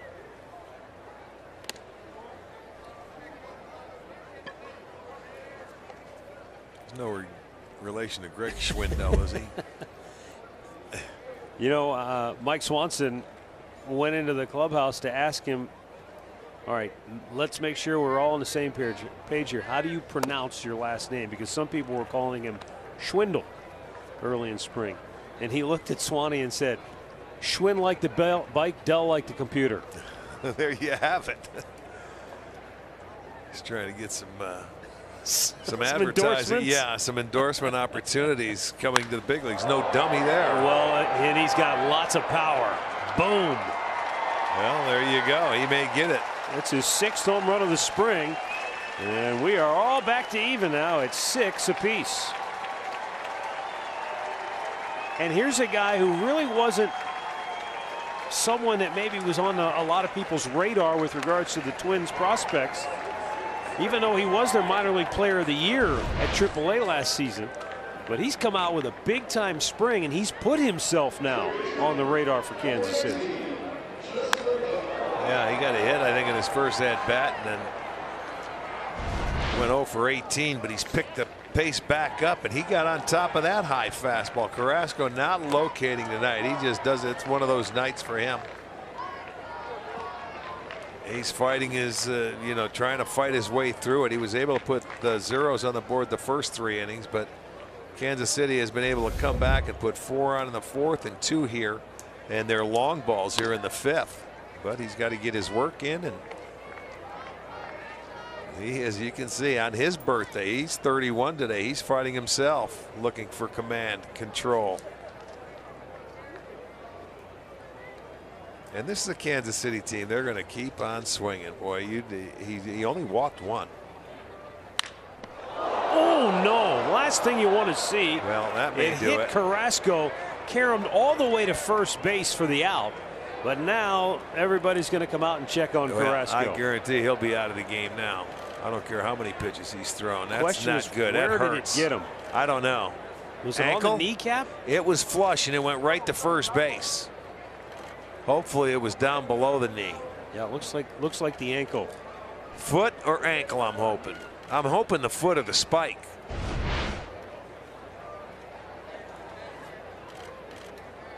Oh, it's above the ankle. I think it's right around the ankle. Watch on the left foot, the landing leg. Oh, yeah, right there. Shoe. Right. That's. I got a feeling that's it for Carrasco. Yeah, sure it is. You can't let him even think of talking his way back in there. It's done. See ya. And let's go get some ice on it and see what happens. That doesn't feel good. I'll tell you, he's going to have to. James Quinlan, the Indians' head athletic trainer, talking with Carrasco.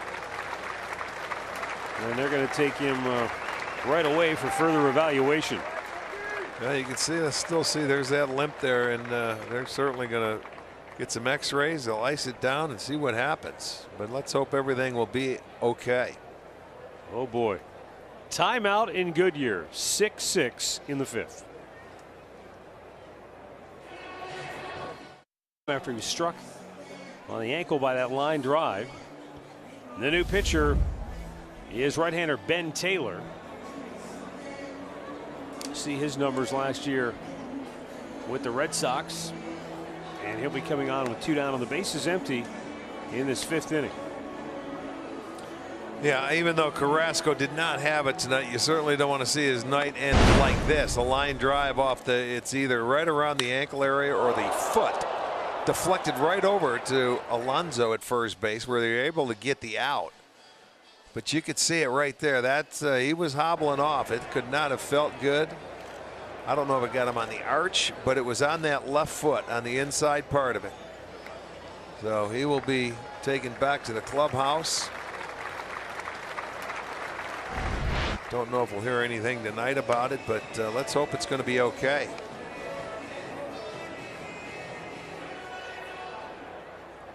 Every manager you talk to, whether it's in Arizona or in Florida, all they'd say is you just want to get through healthy. You want to get through with 5 healthy starters. Yeah, I mean, just break camp with no injuries is what you want to do. Nobody going on the DL, you know, and then that's a good start. You can see he's sitting there talking with Carl Willis right now, and well, there's not much he can do. No way he could get out of the way. You remember there was another base hit that got by him tonight up the middle. He could not recover and get back, but this one just happened to get him on the foot. He couldn't get out of the way. Well, we've seen him, you know, in his career, he's had twice. We've seen him take vicious line drives back one up off the middle. face against that was Chicago. Melky Cabrera. Yeah, Melky Cabrera. The other one against Detroit when broke his hand. Ended his season. Ian Kinsler, second pitch of the game that got him on the wrist or the finger. That ended it that year, 2016. Well, we'll all knock on some wood and hope that it turns out for the best. And again, we will have updates if they become available, but I doubt we'll hear anything before the game's over tonight. We'll see. Meantime, Ben Taylor on to face Paulo Orlando.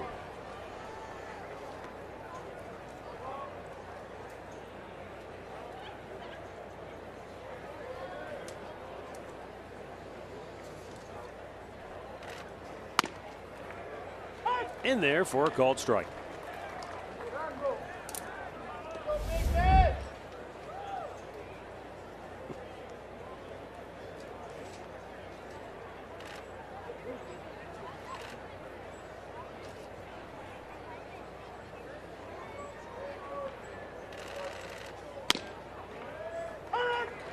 Quickly 0-2 the count.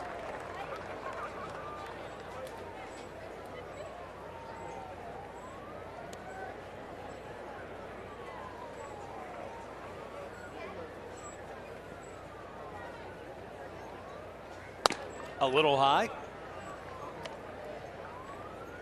Count goes to 1-2. Orlando banged into a double play to end the 2nd inning, and he had a single in the Royals' 4-run 4th.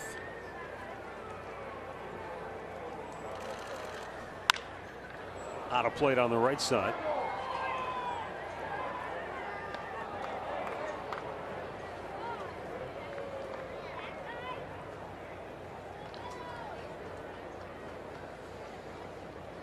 Yeah, both teams with 6 runs and 9 hits.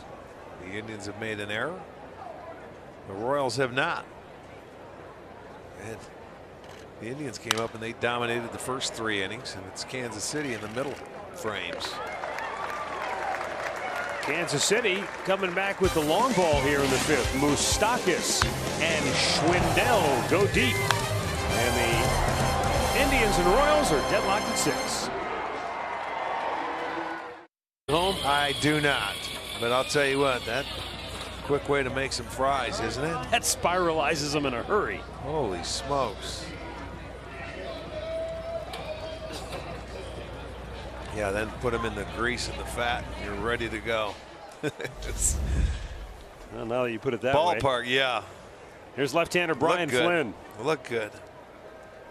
He'll be facing Yonder Alonso, Lonnie Chisenhall, and Yan Gomes for Cleveland. And Yonder takes up high ball one.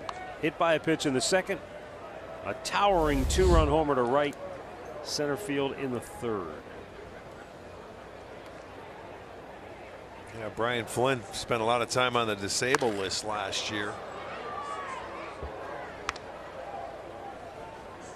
60-day disabled list, had a fractured vertebrae in his back.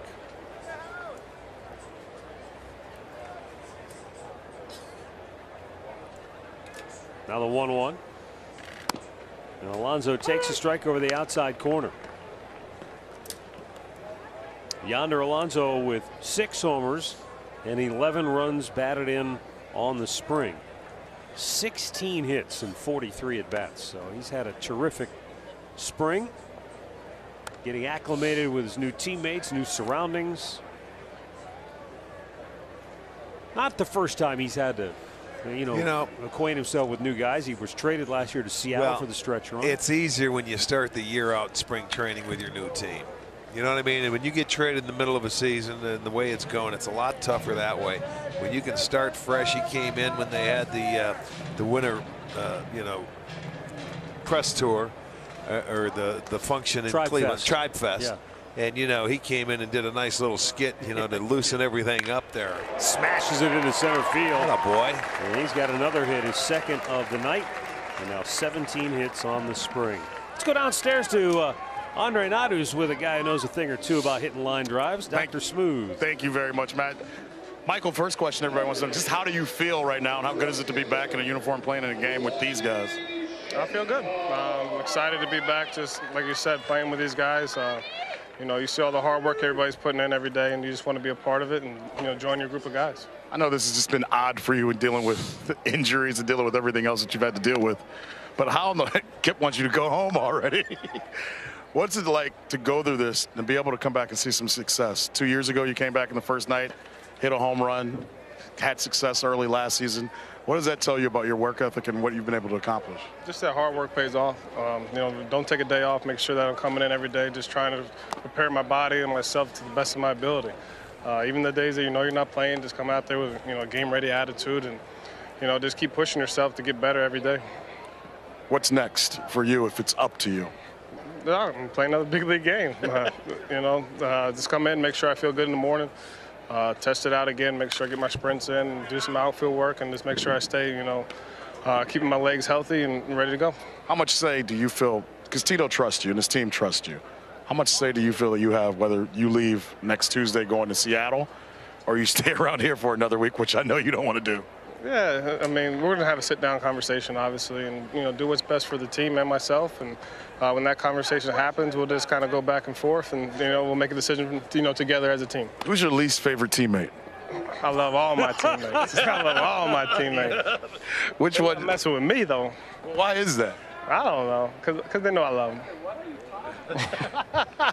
them. Yonder Alonso swing. I only ask because we watched his last swing and his last at bat.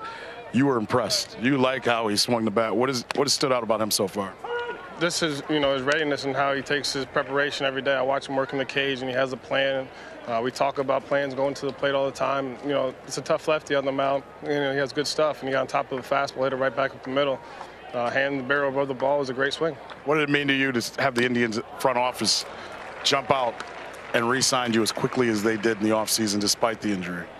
It meant a lot. You know, this is where I want to be. We got unfinished business here. We worked so hard together as a team, as a unit. We came up short last year, and I just wanted an opportunity to do it again. I think we deserve it. I think we work hard enough for it, and we love each other enough to make sure that, you know, together we can do it. I love you too, Michael. Thank you for the time. You can now leave. I appreciate it. It's time to go to bed. Past my bed. Oh, no, 8 o'clock. I didn't make my bedtime yet. You are an old man. I get ready for tomorrow. I gotta get my rest. Go get your rest. We appreciate the time. I appreciate it. Thank you. Back up to you guys. You know what, though, Andre? That is a good point. I mean, spring training, baseball players we know are creatures of habit. And most spring training games are day games. So you throw a night game and it kind of throws the whole thing out of whack. Yeah, but then you start the season and it's pretty much mostly night games. Yep. One team, though, is playing almost all night games at home anyway this spring. Dodgers, I think. Is that who it was? Dodgers and Mariners are playing a lot of night games, the West Coast teams.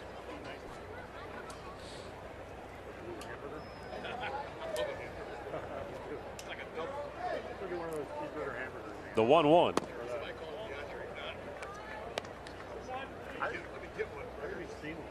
Well, that's what this team needs. The Indians, they need a healthy Michael Brantley. They need Jason Kipnis to come back and have a Jason Kipnis year if he's healthy. And you mix in the other guys, Alonso, who looks like he can swing the bat very well. You go with Lindor, Ramirez, and Encarnacion, and they're going to have a really nice offense. And Gomes coming back and, putting it together. It's really an enjoyable team because they can create some offense, and their pitching is outstanding. So that's how this team is built, is the pitching and the defense. They've got an outstanding defense. They were right there leading the league last year.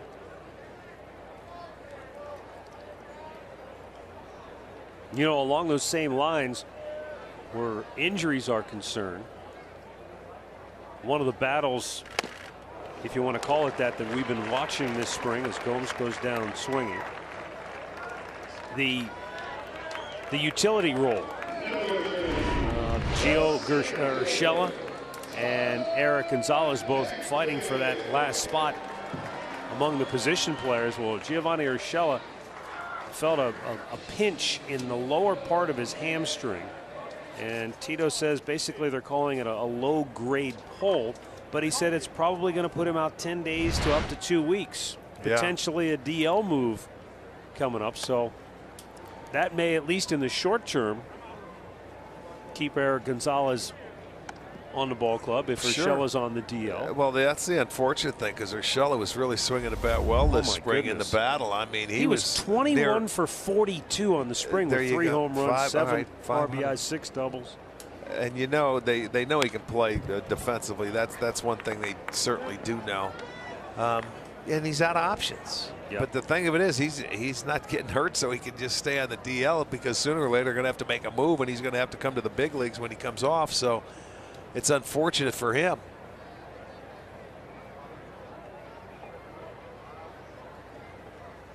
Brandon Guyer got 6 at-bats in a minor league game today. Tito said he feels well. He said he'll still feel it in that wrist every once in a while on a check swing. But he said he comes right back on the next pitch and gets after it aggressively. So he's progressing in the right direction as well. Naquin ropes one in the left field, gets down, will go to the wall. Around second, on his way to third goes Alonso.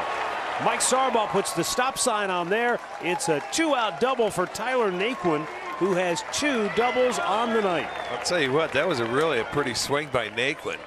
He stayed on the baseball. It's his 2nd straight double. He walked in his first at-bat, but off the left-hander, he didn't give in. It was elevated a little bit, and he just stayed on that fastball and takes it the other way. And Gordon got over to it too quickly to where Alonso, even with 2 outs, they had to stop him. So a nice 2-out base hit. 2nd and 3rd. Naquin day is over. It looks like Allen going into the ball game.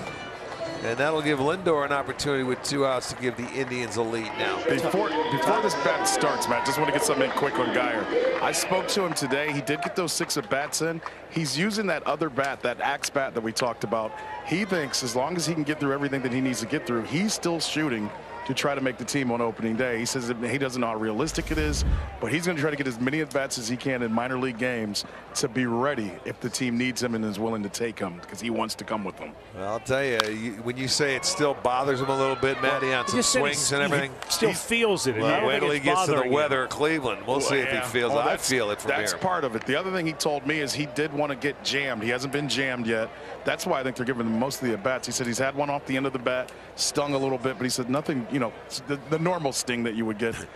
So we'll see, because you may be right, Rick. Getting jammed will come. Don't worry about it. Don't have to wait too long for that. And I'll tell you what, Naquin, you know, he's a guy who with those 2 doubles, the one thing he keeps saying, I'm healthy and I want to be with this big league team. I want to show that I deserve to be with this team and not in the minors. That's what you have to do. You have to fight it and you have to prove yourself. That's so good for him.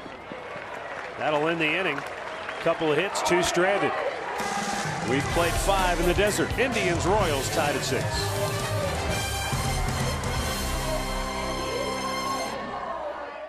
Take on the San Diego Gulls live from the Q. Face off at 7 on Sports Time Ohio and streaming live on Fox Sports Go.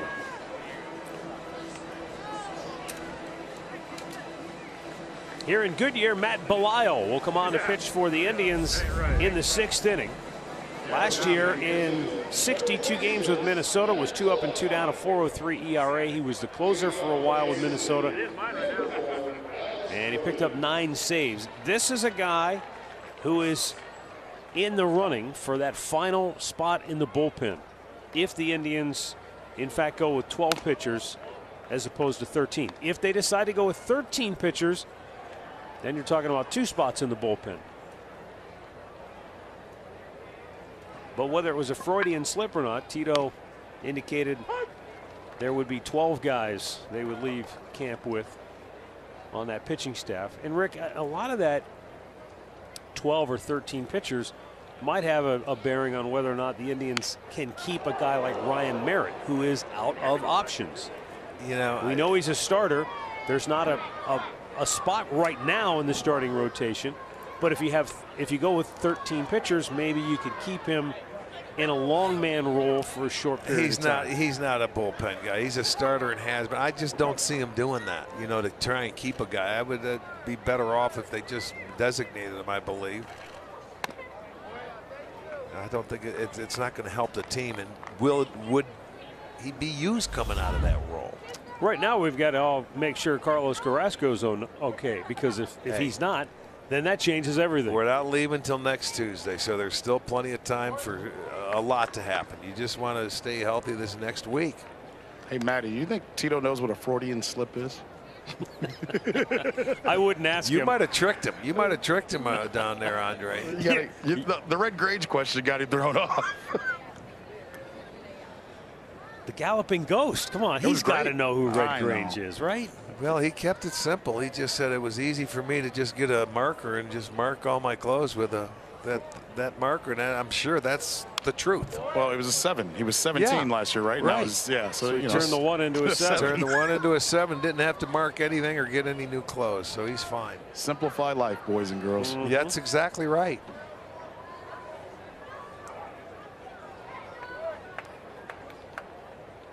Alex Gordon had a base hit in the 4th inning.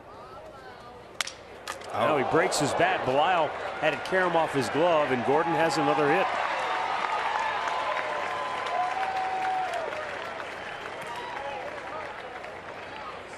Well, he got glove on it, just knocked it away, but he hustled to try and get to it, but it just trickled away far enough where he didn't have time to get Gordon. It's an infield single. And Kansas City continues to put the ball in play.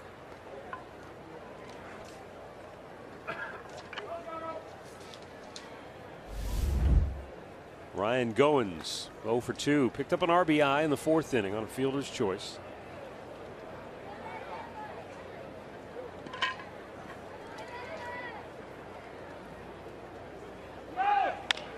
And a liner right where Lindor had just vacated the spot. And on his way to 3rd goes Gordon. Perfectly executed. Yeah, it really is. That's the hit and run, and you put the ball in play, and they vacated the shortstop spot, and he just hit it right where they left. It was really a good job of hitting. Look at that ball down and in. It wasn't even a strike. Gomes was going to go backhand it and wanted to throw out the runner. Really a good job by Ryan Goins to put that ball in play and send him to 1st and 3rd.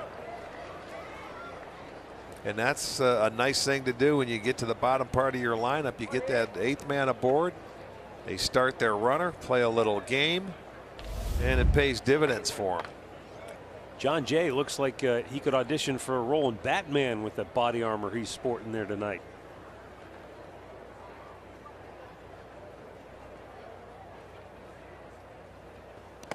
Down to the dirt. Runner goes from second.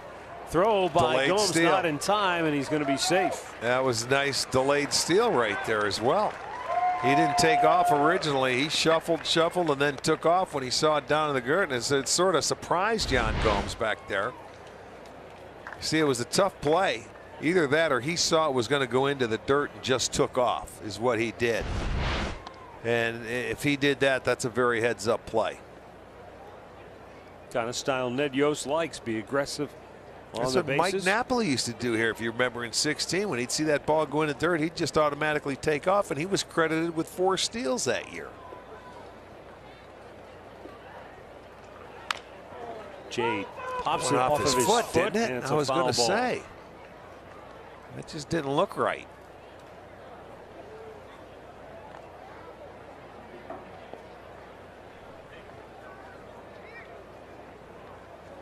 So Matt Belisle trying to work out of trouble here in the 6th, even though he hasn't really given up a hard hit ball yet. A tapper back up the middle that hit off of his glove went for a single. And then Ryan Goins with just a little inside out flare shot to short, and with the infielders moving, that worked out well. Now the 1-1. In the hole, that's a base hit. That'll get the go ahead run home. And here comes Goins as well. It's a 2-run single. And on the second on the throw goes John Jay. 8-6 Kansas City. The base hit there, okay, he went down and he hit a pitch and got it to right field. Chisenhall missed the cutoff man coming in and allowed John Jay to go to second base. It went too high, and he hit a pretty good pitch. It was down, so he will get 2 RBIs on that single. We'll go to second on the throw, and the throw just too high. Lonnie wanted to try and get it. You can see Alonso could not cut the ball. If he could have, he would have. They would have had an out at second base. So they make it now a 8-6 ball game. Whit Merrifield is 1 out of 3 with a run scored.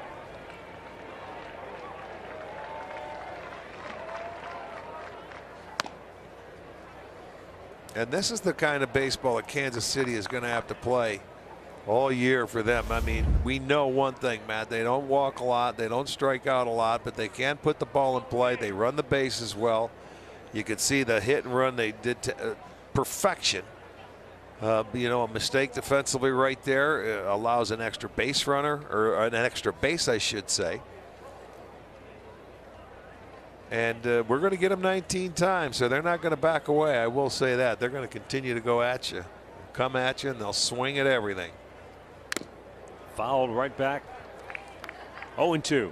I will say this. They've hit some pretty good pitches this inning. Belisle kept the ball down, and they have been able to put it in play. So it's been 8 unanswered now for Kansas City. The Indians took advantage the first 3 innings. Kansas City has taken advantage in the middle 3 innings.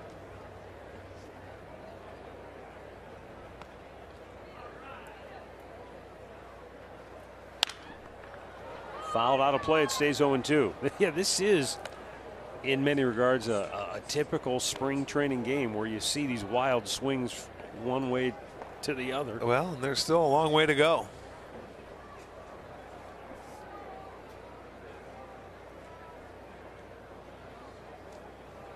Whit Merrifield. He's had a fine spring, 21 hits. Of those 21 hits for Merrifield, 11 of them have gone for extra bases. I think this young man surprised even the Royals. The kind of year and the kind of player he has become. I think they liked him, but I think when he's come to the big leagues and put together the year he had, they really like him now. It gets away from Gomes and aggressively going down to third base.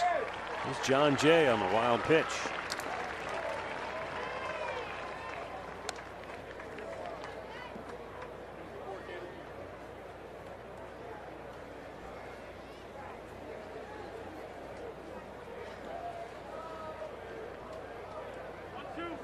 Now the infield comes in for the Indians.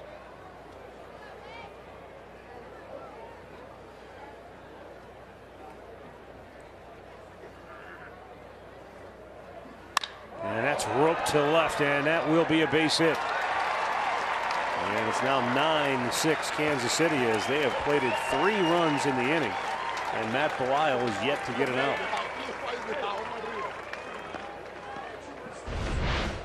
Well, he comes back in. He's going to throw a little slide piece right there, and he keeps his hands back and gets the job done after he gets to third base on a wild pitch.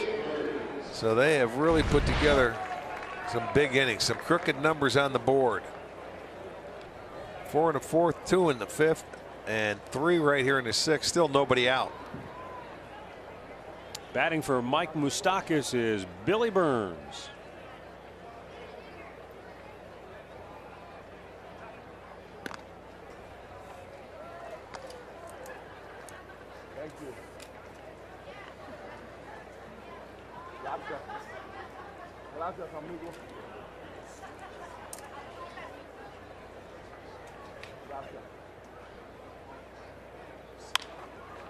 Popped into foul territory. Long run for Ramirez. Oh, what a play.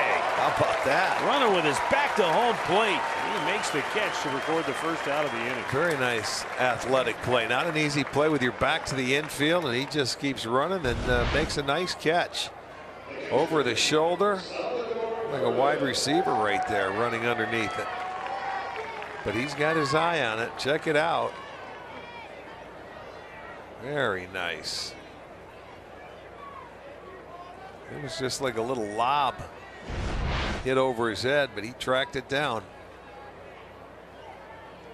No big deal, says Jose. 1 on 1 out for Salvador Perez. A little tardy on that swing. Perez flied out to deep center his last time up.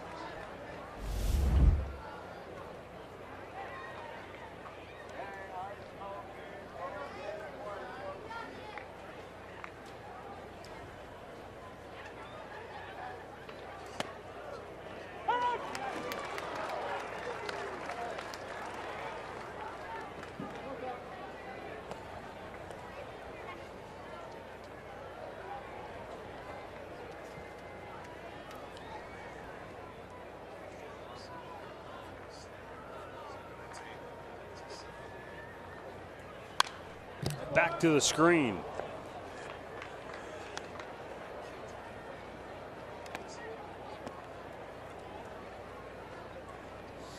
Back in 2016, Salvador Perez had a game in which he went 5 for 5 against Minnesota.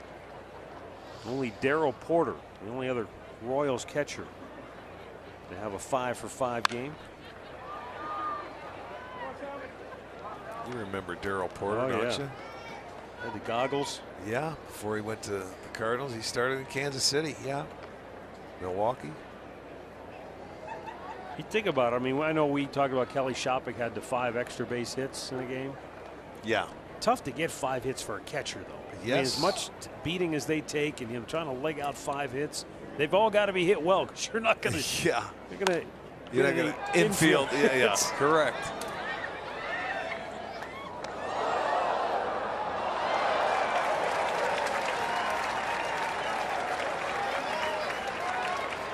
I think the one thing that may have some folks concerned with where the Royals are is Perez is so good behind the plate. And last year, he had a tougher time throwing out runners. I think he was down around 21%. Yeah, well, but you know what? He's the best. He was hurt last year. He was playing through pain. Yeah. And the pitching staff has a lot to do with it. Hamill, who started tonight, they stole 20 out of 23. A lot has to do with the pitcher. Boy, I'll tell you time what. in the inning, Belisle has been unable to come up with a ball, and it's cost him another base runner. You know, I'll take my chances every day with Perez. I think the thing you're going to have to do is get him a little more rest and give him a break behind the dish every now and then. But he doesn't want it. He likes to play. He doesn't want time off. But he had some injuries last year that he played through, and they brought him back, if you remember, a couple of times when it looked like he was still hurt.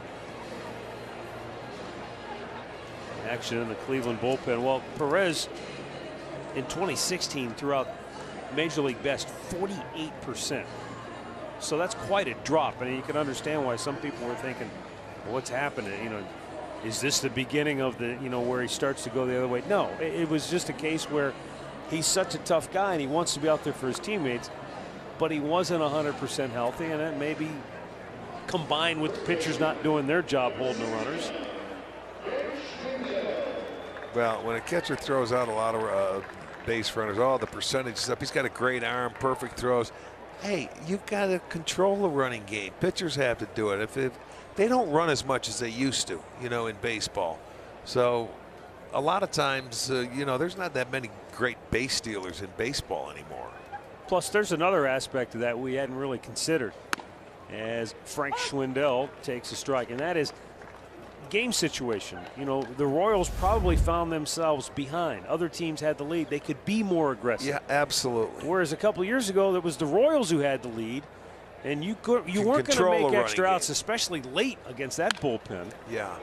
So all those factors go into play. You're right. There's a lot more to it than just meets. Yeah, you know, in Kansas City, you may run a little bit more because you're not going to hit as many home runs, you know, when you go to their ballpark. But there's a lot of it's just not as many guys run anymore. Schwindel, he drives one up the alley in right center field. That gets down and goes to the wall. Scoring is Merrifield. Into third is Perez. It's an RBI double for Frank Schwindel, and he continues to make a case for a shot at some point this year with the Royals. That's his third hit tonight. His third run batted in. I got to tell you, the Royals are putting on an absolute clinic tonight. They're hitting the baseball all over the ballpark. It doesn't matter what you throw. This is like batting practice. This kid put a great swing on that ball and gets it into the gap. His third straight hit. He's driven in a run in his last 3 at-bats. And I mean, they have 15 hits already. And a rough night for Matt Belisle, who goes a third of an inning and has allowed 4 runs on 6 hits. So he's out. We've got a pitching change. It's 10-6 Kansas City. After 3 innings. But it's been all Royals since. New pitcher is Dom DeMasi. He'll be 25 in May. He is a former 31st round pick by the Indians in the 2014 draft out of Valdosta State. Last year he did get to Double-A at the end of the year.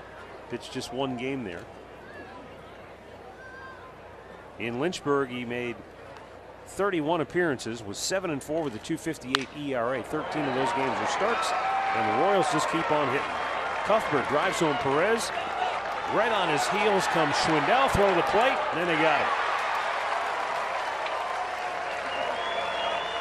Second out of the inning, but another run home, and it's 11-6 Kansas City. Yeah, coming out of the bullpen, you throw 1 pitch and they get a base hit. But you can continue to be aggressive over there as they send him home, and this is the difference. You hit your cutoff man, you can get it out. He short hops him one, and then Alonso comes in and makes it. I don't even think Gomes ever tagged him, to be honest with you. It didn't look like it, but the ball beat him by a bunch. But your point is, you hit your cutoff man, you have got options. A chance to get an out. Yeah. I mean, you know, and you can stop the runner at first base. They got the out at home plate.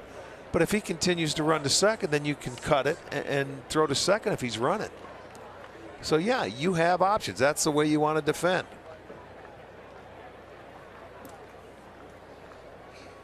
Matt Belisle charged with 5 runs in the third of an inning tonight.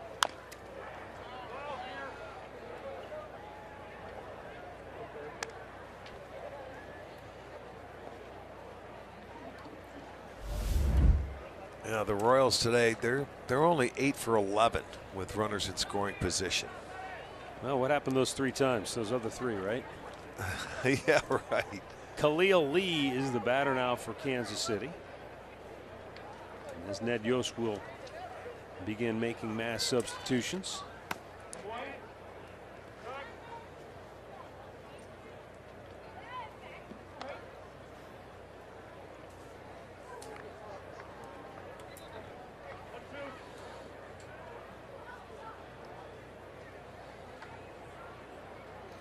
Khalil Lee was a 3rd-round pick 2 years ago.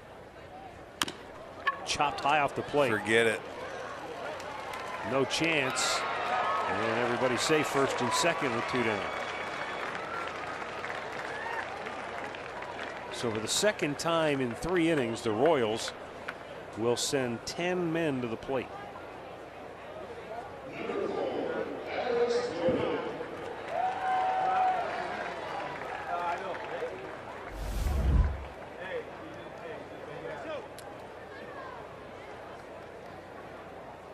Baseball America, by the way, ranked Khalil Lee, the runner at first base now, as the Royals' 2nd best prospect entering this season.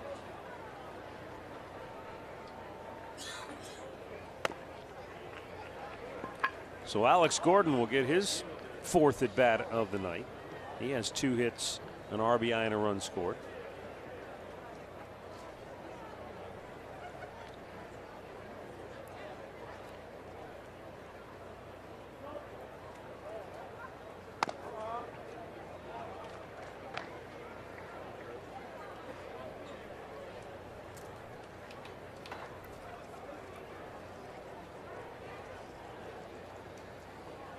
We're in the top of the 6th inning, and the Royals have 17 hits. They had 2 after 3 innings, by the way. Yeah, they have packed it together. And, well, you just mentioned it. 2 out of the last 3 innings, 10 guys to the plate. They have 8 hits in this inning. And that's insane. In this inning.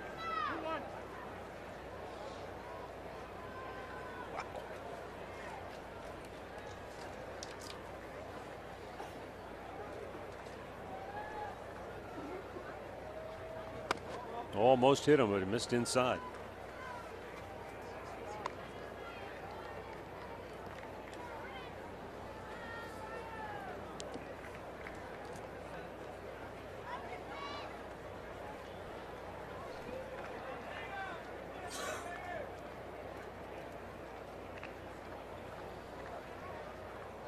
And a 3-1 pitch. Ball 4, they're loaded.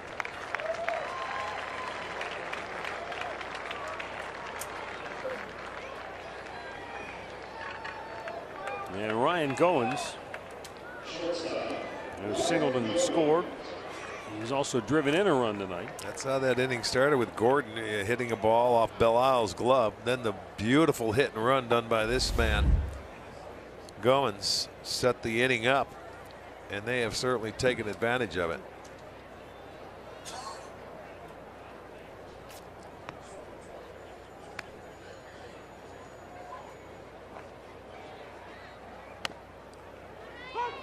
Called a strike at the outside corner.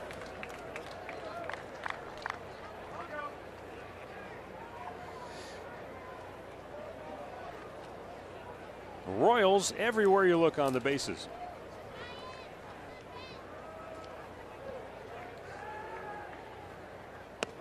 And that's low. 1-1.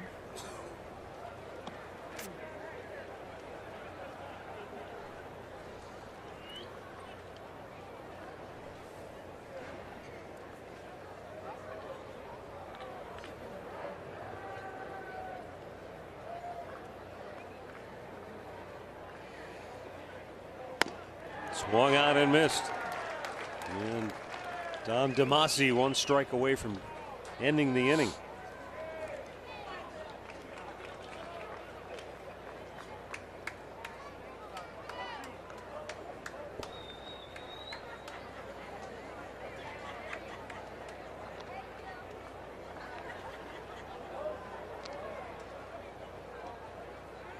And the 1-2 pitch.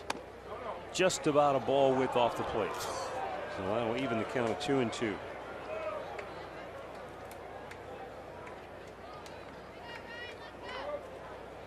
Now Carlos Carrasco got the start tonight, went 4 2/3. The first 3 innings, even though he was struggling to find the command of his changeup and at times his fastball, he hadn't given up a run, but struggled in the 4th. And then in the 5th inning, he left the game after being struck on the ankle by a line drive. And no update at this point on his condition, but certainly everybody holding their breath. 5 in the 6th for Kansas City. They lead it by 5.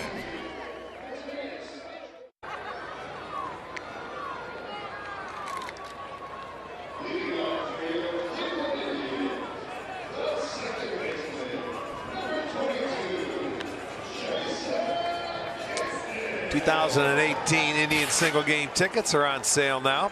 Weekend games, dollar dog nights, and other premier games are going quickly. So you're going to want to get your tickets as soon as possible. Go to Indians.com for more details.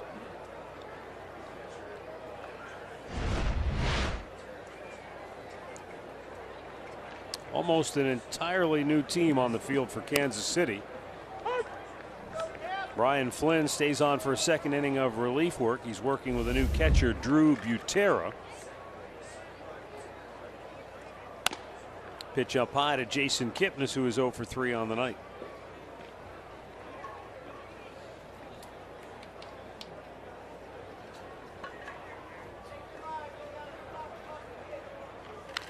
Foul right back.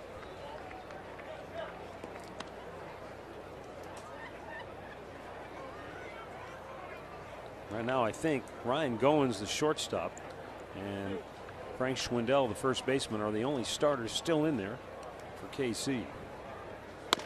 Kipnis takes a called third strike. One down here in the bottom of the 6th. It's not, let's see, 7, 8. That's 10 strikeouts for Kansas City pitching tonight. Michael Saunders is in left. Tyler Collins in center. Khalil Lee is in right. And they're saying Cuthbert's still in there at third, along with Goins, Arteaga, Schwindel, and Butera.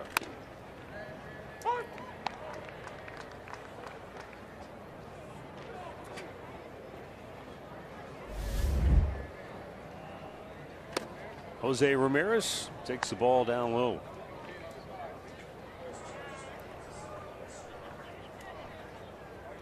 That right there, I believe, is Humberto Arteaga, the new second baseman. Took over for Whit Merrifield. The way this game is going, as far as the Indians are concerned, anybody other than Merrifield is good. Merrifield, couple of hits, an RBI, couple of runs scored tonight. Jose fouls it straight back.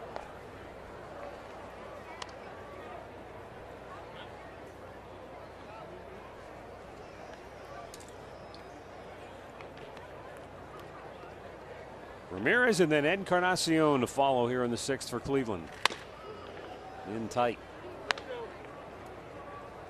And a full count.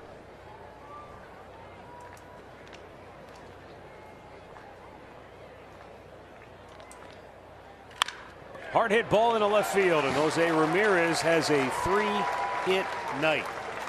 Interesting, isn't it? We were talking earlier about, you know, how you look at numbers and sometimes you say, well, it's only spring training, and Jose Ramirez came in hitting a .184. But Tito said earlier in the game, you don't worry about him.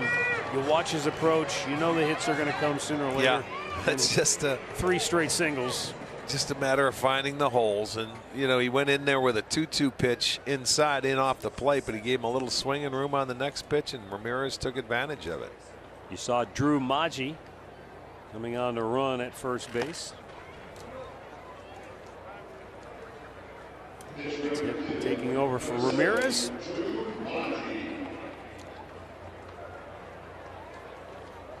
Now Edwin, who is 0 for 3. Flied to deep center in the first and then struck out the next 2 times up.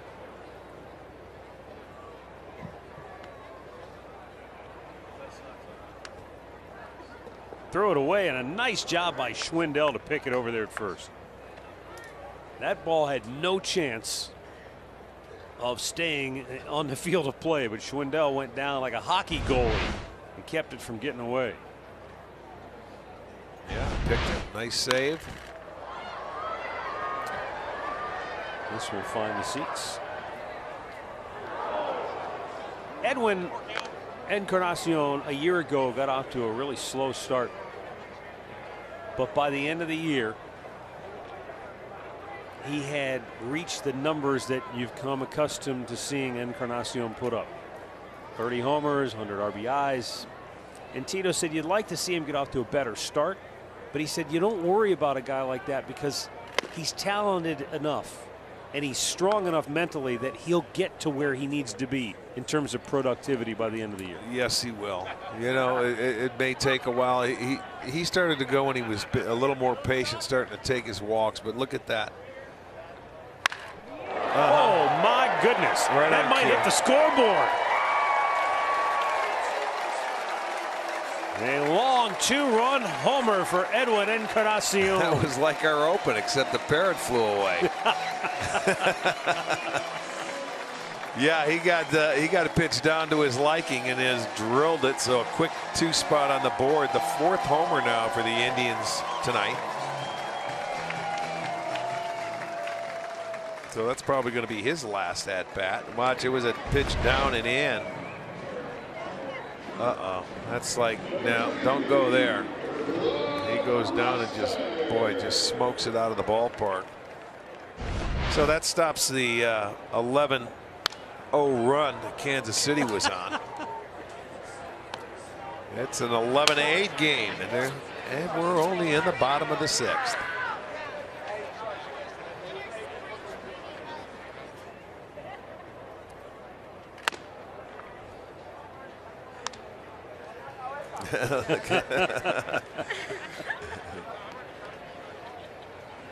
Still having fun. They're quiet. They're quiet. They don't do a lot of talking. They let the bats do the talking. Rob Refsnyder gets his first at bat of the night. Tito feels like, too, Arch, for Edwin, being a second year here, he thinks he'll be a little more relaxed, not trying to maybe go out there and press to prove anything to anybody. I agree and he said with hopefully that'll help him early in the year to get off to a better start. I would agree with that. You know, when you move to a new team, you try to do much more than you're capable of doing instead of just relaxing and you know the environment. Wow! Oh, what a play by Cuthbert, and he throws him out. That's a big league play right there, boy. Boy, well done. Hit right on the nose. I didn't think he had a chance to make a play on that ball initially. Well, that was do or die, man. He just threw a glove up there. Watch it real speed. That was a tweener hop, and he gets up and look at he just kept his glove down, and that was beautiful. Ball was by him when he fielded it, but what a job. I'll tell you what, that play, if it's made 5 times out of 100, you'd be lucky. You know how great it was? Edwin came over to me. He made the noise of, hey, turn the TV. He didn't want to see his own home run. He wanted to see that absolutely. replay. That play was unbelievable. And then afterwards he goes, man. Yeah, that's not one. If you're a hitter, that's not one you want to see. Oh, that's one where you're going, are you kidding well, me? you know what? There's no way that he's supposed to make that play, but he certainly did. That might be less than 5% that can make that play. Well, Yonder Alonso's had a good night at the dish. 2-run homer in the 3rd. He had a line drive single in the 5th. So I would have to imagine this will be his last at bat tonight.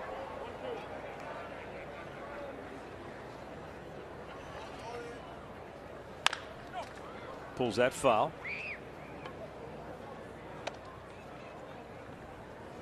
One thing I've noticed, Rick, just my own observations with Alonso, you know, young man born in Cuba, family fled Cuba when he was young, grew up in Miami, but he interacts with everybody on the team. Swing and a foul tip in and out of the glove of Butera.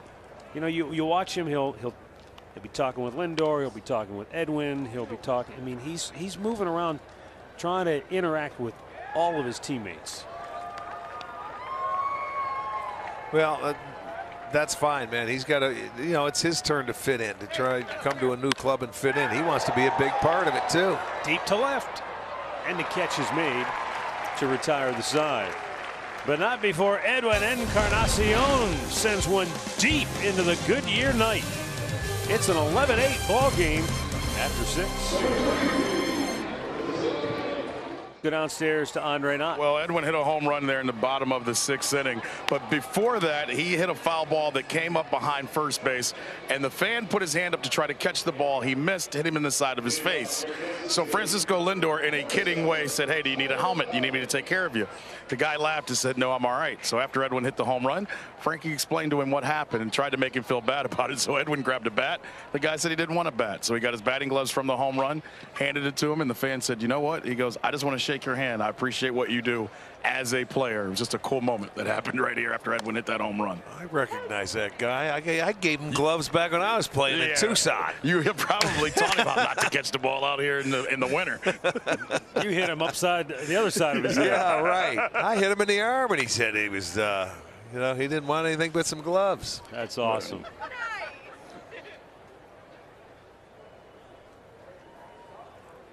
Eric Gonzalez is now at shortstop. Mark Mathias at second base. Indians have defensively remade the team, with the lone exception being Lonnie Chisenhall, who's still in the game in right field. Carlos Torres, another guy like Matt Belisle, trying to win that last spot in the Indians bullpen. Chopped to third. Drew Maggi flips it over, 1 down. Tito's been really pleased with the way Drew Maggi's played. He says, you know, he's tough, hard-nosed guy, can play all over the field.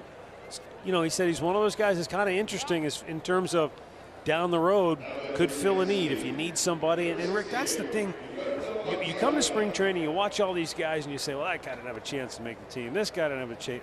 But, you know, during the season, whether it's bumps and bruises or somebody misses some time. Short DL stints now. There might be an opportunity for a guy like Drew Maggi to impact the team at some point. So he's put himself in a good spot. Yeah, I think a lot of people believe that, and Tito even mentioned it tonight when he was talking with Andre. You know, what we break here with is that, you know, you're going to need your 40-man roster throughout the course of the year, and he knows that.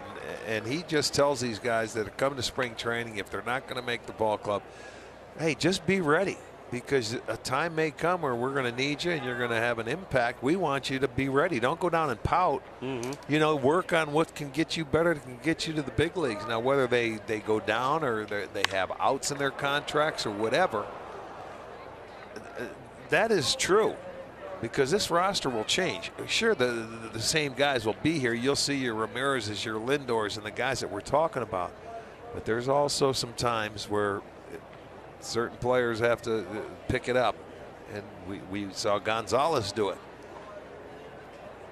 Alberto Arteaga looks at the ball down low. I think that's the one thing that the Indians have done so well, and that's how they've maintained, you know, a chance to win and continue to win, is because there are, you know, important people that fill roles. You know, Rick, you talk about Eric Gonzalez, and we looked at him and Gio, both fighting for essentially the same job this spring, which is that utility role. And they're completely different players. Eric's got that long body. He's got great range. He can go get them. Offensively, you know, more of a line drive hitter. Right on cue. And he makes a terrific play here. Joe Sever unable to dig it out. Throw was a little bit low. That was still a pretty good play that could have been picked. Gio, you know, different type of player. And the way Tito explained it is that, you know, Gonzalez has more range. But he said Urshela is just a special defender. Wherever you put him, as long as he's got a glove on his hand, he can make plays. Yeah, and we know that. Yeah, that short hop just couldn't get picked. Hit him in the heel over at first base. But, yeah, they're both pretty good. And you know, you believe, or I'm sure the Indians believe, that if the one that doesn't get on this roster and one, let's say, is, you know, they're out of options, somebody will pick them up. You certainly think that. Yeah, you would, but you never know. I know, you never know, but you would think so. Well, and a lot of times too, as we've seen in the past, we believe our players are better than sometimes everybody else's, and that's not necessarily the case either. Everybody loves their own players because they get to see them a little bit more. Here's another thing to keep in mind, because there are players like Mike Napoli, for example. Now, Nap's in camp, and he has an out clause in his contract that I think is coming up here in the next day or two. And I think Maybe Rajay Davis has one of those. And there are players all over baseball who have those. In the same boat, right. And so what the Indians are doing, like every other club, is they're keeping an eye on all of those other players who might have out clauses. So there might be some players who pop out there and become available here in the next week or so. As all clubs are doing. Yeah. We've seen scouts throughout the course of this spring hanging out from all different organizations, and that's what they're looking for. They're looking for the players that are out of options, you know, to say, all right, which one do you think's going to stick? I mean, because they'll talk to us, they'll ask us, and we'll say, hey, buddy, we don't know. I mean, we don't know what's going to happen, and a lot of clubs are in that same boat. You know, they're going to have to pick and choose their 25-man roster, and if a guy's out of options and he's not good enough to make their roster, then maybe some other club will be lucky enough to pick him up and he'll stay at the big leagues for them. Billy Burns down on strikes, 2 down in the inning. Matt, you and I have talked about this with Mike Napoli. The chances of him making this roster pretty slim. Do the Indians, and I don't know if they will, and this is a question that'll be answered in the next days, if he was willing to go to Columbus, would that help the Indians with what they have down there? Yeah, I don't know. I mean, that's a tough situation too, because you have young players that you want them to continue to develop by being able to play, and would he impede their progress? Whoever's playing first base. Bobby Bradley is a guy that they wanted him around. He's been around Bobby Bradley all spring, but I don't think you want him taking at bats from him come April. Well, it makes you sound like he's going to be a coach if he goes down. Yeah, you know what I mean. And I don't think he's ready. We talked to him. He's not ready to do that. No, yet. He's not ready. No, and until he's officially, they're going to have to, rip the uniform off Knapp's back. That was the conversation that he and Tito had in Las Vegas the other day after he hit the home run and he spoke to us. Was, Tito basically saying, "Hey man, you can play," because he said it's getting to that point where Knapp is, kind of saying the days are getting, closer, and he's kind of not knowing. He doesn't know where he's going to be. He's rounding third, heading for home, man. Yeah, and he doesn't know exactly what his future is going to be in the next week or so.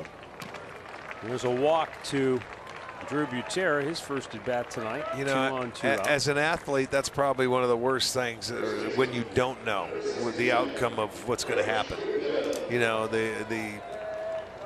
When you're unsure, you don't have a job, you're not going to play. It's a scary moment. Well, where Tito said today that I thought was interesting, he said, I don't have to worry about the situation, because he said, I know that Chris Antonetti is going to have a conversation with Mike Napoli in the next day or two. And he said, I know, because of the person Chris is, there's not going to be anything left unanswered. He's going to tell him straight up, here's the situation, here's what we have, here's what we might have potentially to offer, and then it'll be up to Mike to make the decision what he wants to do. Right. They did the same thing with Melvin Upton, and that's why they let him go earlier in the week. They told him, go find something. Base hit in the right field. This guy's having a day. Frank Schwindel is hitting everything in sight. Here's a throw to the plate, not in time. Arteaga scores, and it's now 12-8 Kansas City.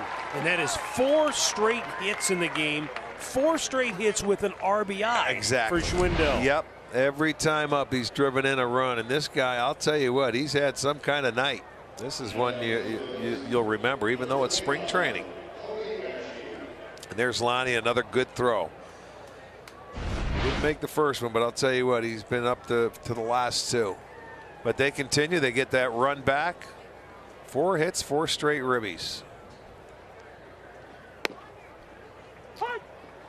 And back to the Upton situation, the team released him, but they told him they would like to have him back around here if he can't find something that to his liking. Basically, he has that clause at the end of this week. They said, hey, we're going to give you a couple extra days. That's nice. Go see what you can find. If you can't find something, give us a call and we can work something out and maybe get him some at bats, because he didn't play a lot of games last year because of his injuries. Right. So let's remember that name. It may not be all done with Upton in the Indians organization just yet. Cody Ashe goes fishing. He strikes out. The inning is over. Stretch time in Goodyear. Royals 12, Indians 8.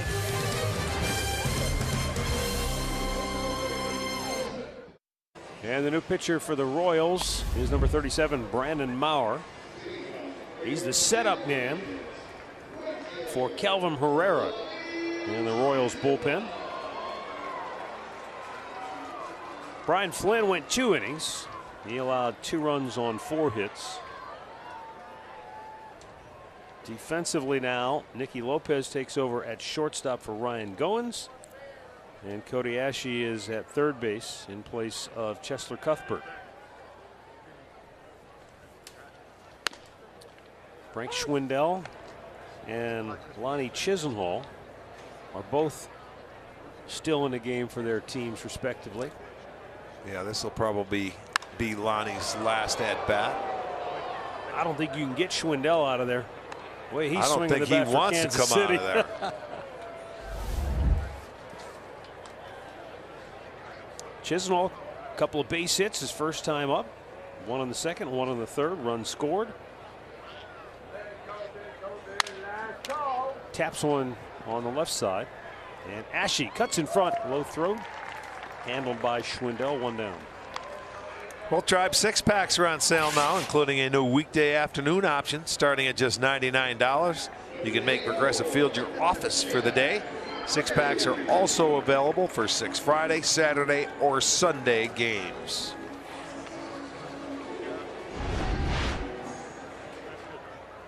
There's Jack Murphy.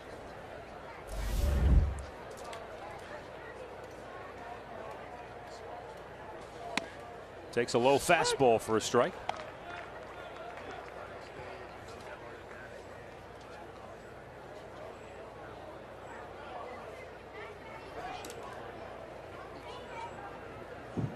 And a breaking ball. And it's 0-2.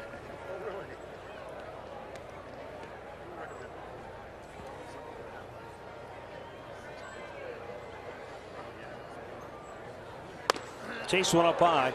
And a 3-pitch strikeout. Can't touch that.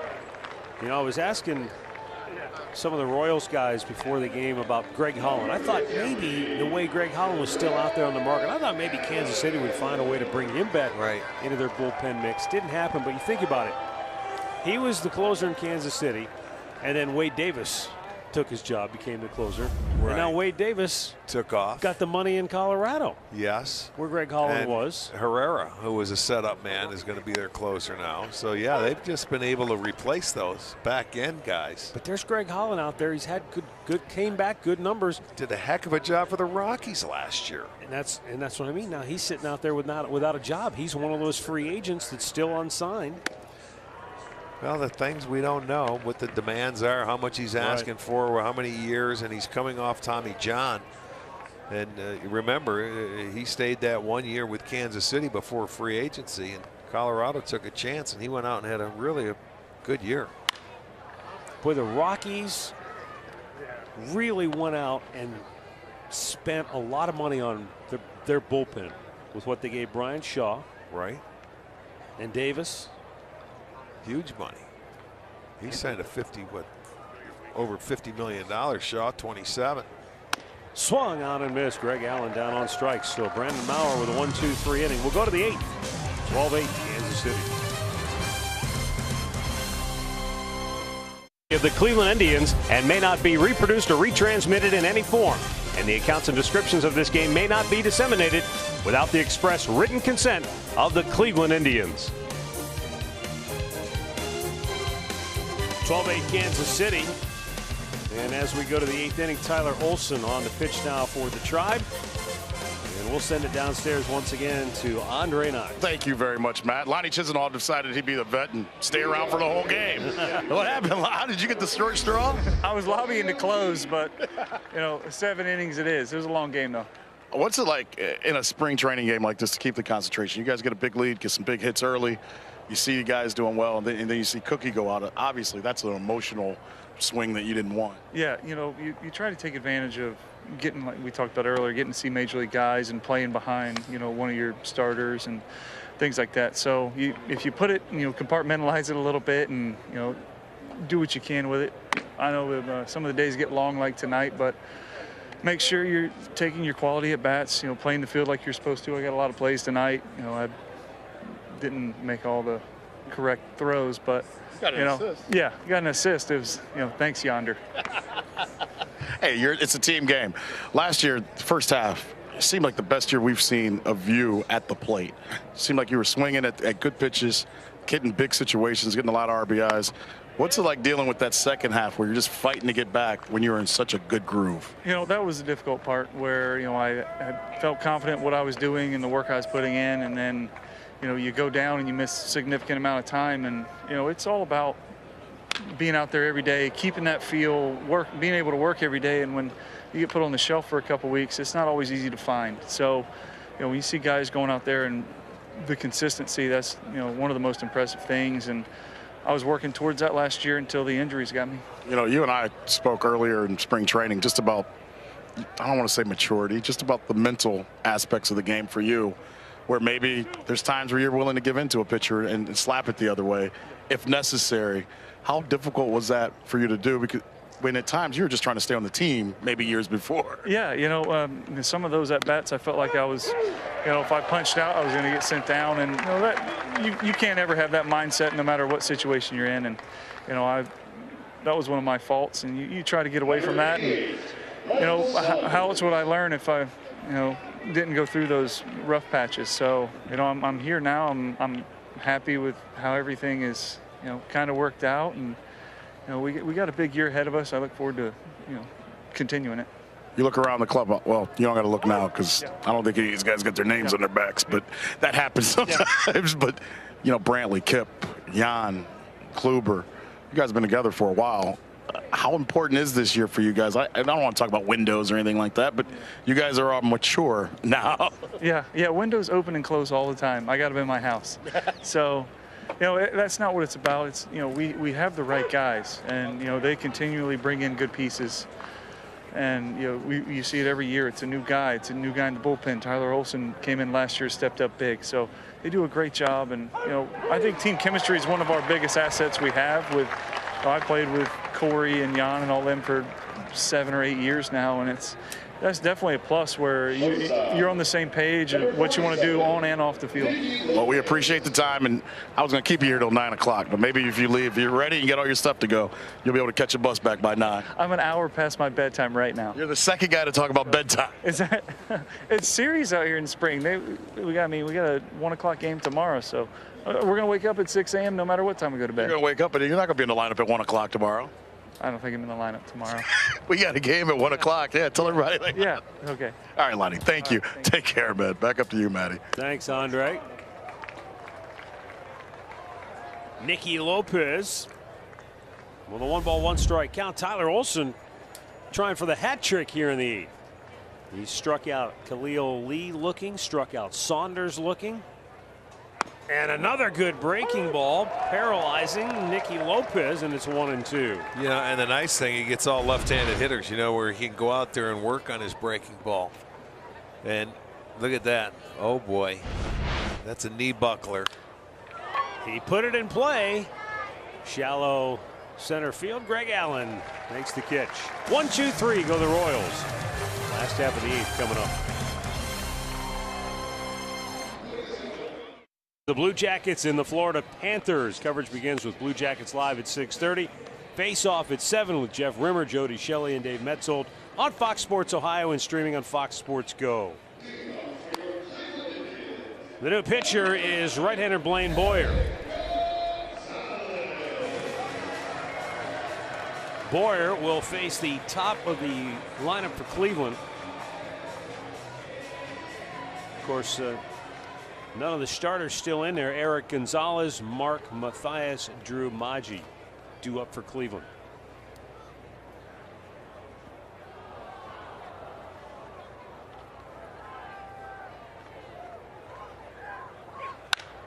A lot of folks have already headed for home, but good crowd tonight. 6,869 the announced attendance. Well, as we hear the players talking, they past their bedtime. What about the folks that are sitting in the seats? You know, it's a night game. There's not too many of those out here. They got to get home and get to bed. Fouled right back.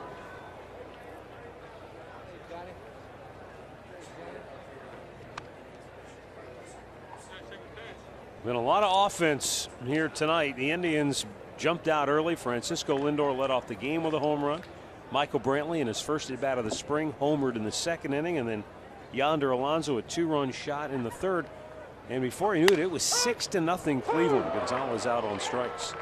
But then the Royals jumped back with 4 in the 4th. They knocked Carrasco out of the game in the 5th inning. Carlos took a line drive off of his left ankle, and Andre Knott has an update for us now on Cookie. Foot contusion. So that's the injury that they have right now. We don't know about anything else. After the game, I'll try to get Tito, but left foot contusion for Carlos Carrasco here tonight. All right, so right now calling it a bruise. Ground ball to short. And Mark Mathias retired, 2 down. Well, hopefully it's nothing worse than just that. Yes, that would be fine. You know it's going to bruise because that ball was hit hard. Smoked.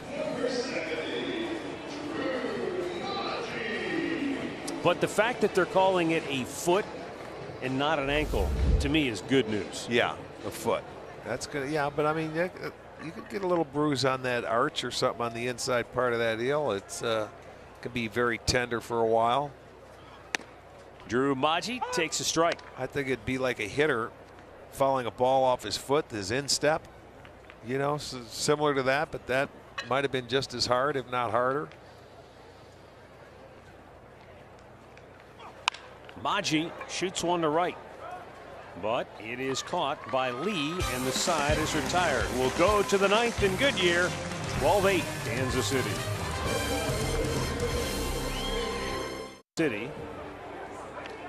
And the Indians' 7th pitcher of the night will be Alexi Ogando. He'll be facing the top of this Kansas City lineup, which is all reserve players. None of the starters left tonight.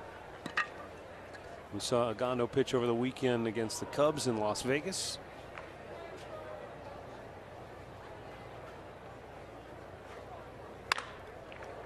Tyler Collins leading it off. He's 0 for 1.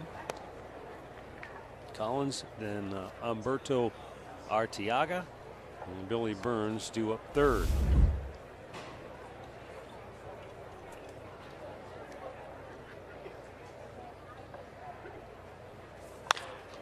Weak ground ball hit towards short. Gonzalez charging and makes the play, 1 down. Indians will take on the Padres tomorrow, and Trevor Bauer will get the start in that game. And Bauer has had a good spring.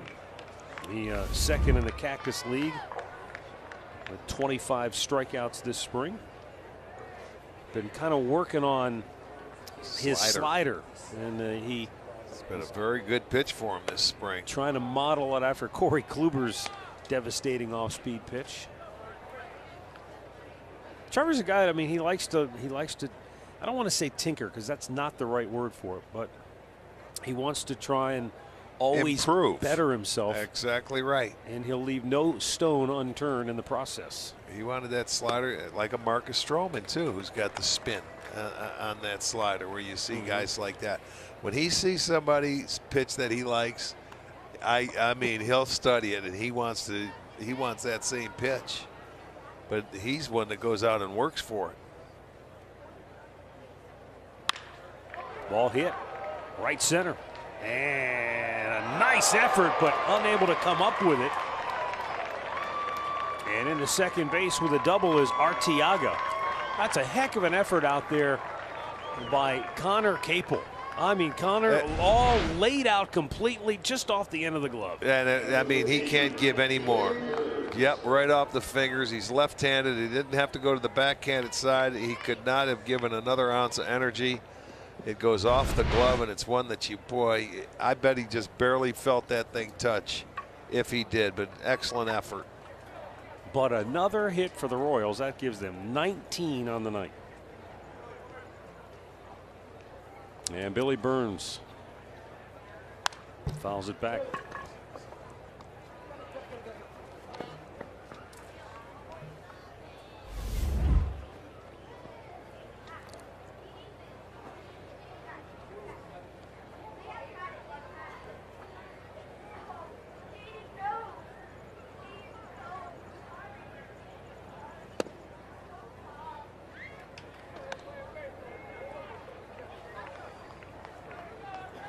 Mentioned that 19 hits for Kansas City. 15 of their hits came in the 4th, 5th, and 6th innings.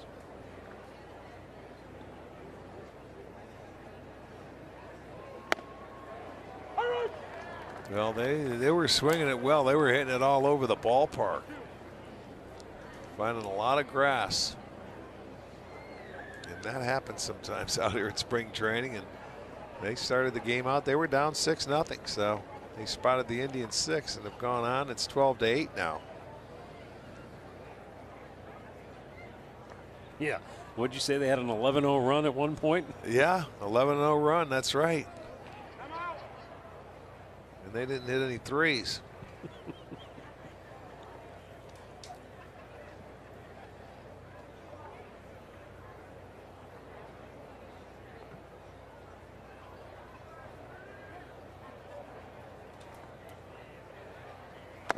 Down low.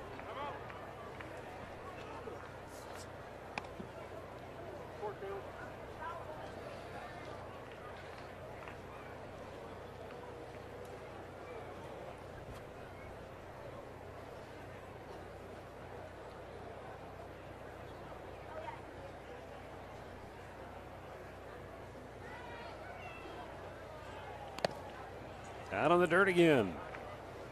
And a full count.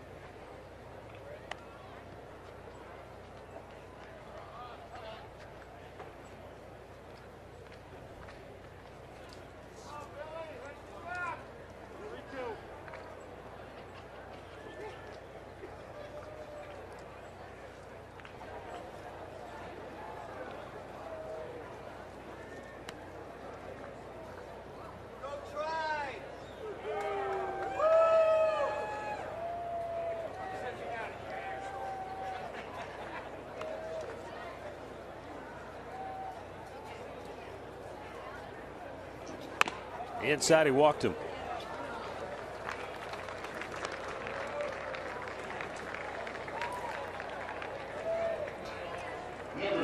So Drew Butera comes to the plate with 2 on and 1 out here in the 9th inning.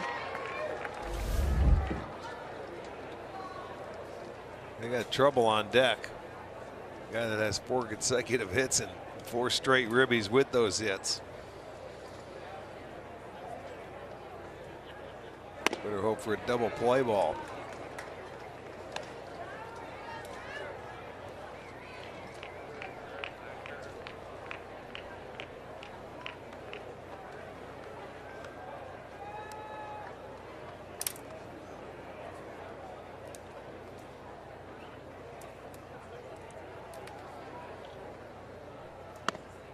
Good pitch that time, in for a strike.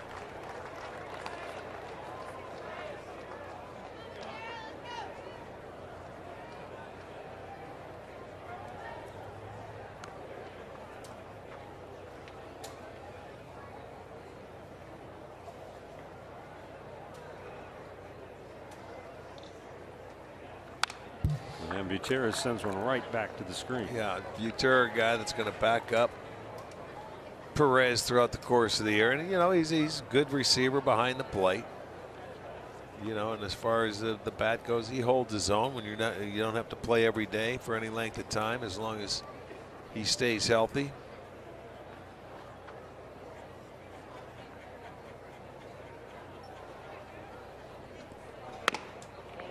Just missed outside.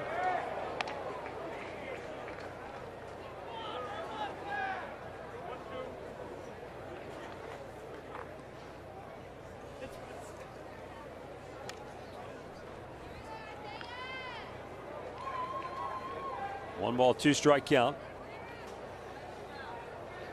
Nanagondo lets it fly, and Butera pops it right side down the line, and it's foul. I'll show you how this Kansas City team, they battle you. They get to 2 strikes. They don't like to swing and miss. They try to put the ball in play. Well, Ned Yost, his club coming from behind tonight, and they have kept the heat on, and a lot of I think it's past his bedtime too.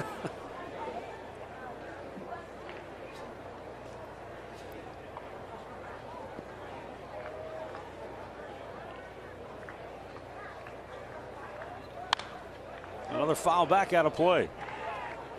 Well, the man sitting next to Carl Willis with his head down. Is that Johnny? Johnny Gorel. Long time member of the Indians organization. In fact, I think he's worked in the organization since 1982. Yeah. Well, yeah, he was big a league coach when for I a was while. playing. Absolutely. That's back in the day when I was playing there. He was a third base coach. Johnny's, man, he's got to be, what, over 60 years in baseball. Yeah, because I think Johnny's 84. Yeah. And he's been probably playing since he was a teenager. You know, he's professionally. managed. He's with the Twins, and he still loves the game. And this guy, he's been around a long time, knows everybody that's been through the system, and knows a lot of people in the game of baseball. He's a wonderful guy. Well, look at that look right there, though. He still has that fire in him. Well, something he didn't like, maybe. He's just. But you know what? He's always so positive when he talks he is. to and about the young players in the system and the organization. He'll never tell you this guy's no good or that guy's garbage. He's always giving you the positives. Yes, and that's what you do. If you're a baseball lifer, man, you take positives out of everything, because this is a tough game to play and there's a lot of failure involved. But I'll tell you what, he's seen a lot of baseball. He's a wonderful man, a great person. And, you know, he's a treat to have in the organization. Yeah. Everybody loves him. Yep. The infield is in. It's a 3-2 count. And the pitch is low, ball 4. So Alexi Ogando has walked 2 in a row to load the bases. But, you know, after he's been ahead in the count, but that's how this Kansas City team comes at you. He had him down 2 strikes. Butera fouled a few off, and now you got trouble. Frank Schwindel has had 4 straight hits. All of them have driven in a run, including a homer, a solo shot in the 5th. Yeah, this is a guy that's, you know, he's trying to make the game. Probably start in AAA because you have options, and they've got Duda over there. We told you earlier, Lucas Duda, the first baseman. And there's only so many at bats, but he's certainly on the radar, and I'm sure he's certainly opened up a lot of eyes for these Kansas City Royals coaches and the organization as well. Highly touted. Yeah, I think within the organization, they love him. They have to love him, right? Yeah, exactly. And he was given the George Brett Award for the top minor league player in the system last year, so it's not like they don't know how good he is. But you know, like you, I read all these preseason publications. You won't find his name in any of them, as far as the top prospects are concerned. Right. So it's kind of interesting that. Well, you don't worry about it. People have to see him. The people that watch him play every day, they know how good he can be. Look at this. Minor league numbers. 23 homers, 97 ribbies, 329. Now, can you do much better than that? Yeah. And I don't know if the fact that he was that's an 18th what happens. round An pick. 18th round pick, you get buried. Jim Thome was a 13th round draft pick, and, you know, nobody thought he was going to do anything. And you know what? Hall of Famer. Tap back to Ogando. He'll go home for 1. Murphy tries to go to first. They complete an inning-ending double play. And Ogando gets out of the bases-loaded jam. Last chance for the Indians when we come back. Francisco Lindor with a leadoff home run in the first. Michael Brantley led off the second with a home run. His first at bat of the spring in a big league game, and he goes yard. And Yonder with a booming 2-run homer in the 3rd inning. They weren't done. Edwin Encarnacion sent one deep to left in the 6th inning. So the Indians offense tonight really powered by the home run ball. Yeah, but Kansas City with the 19 hits and the 12 runs have done a lot of damage as well.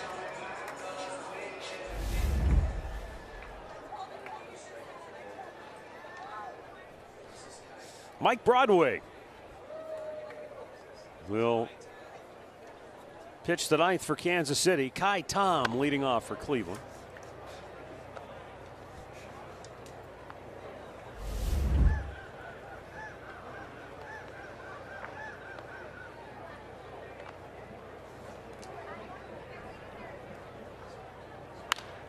Back out of play.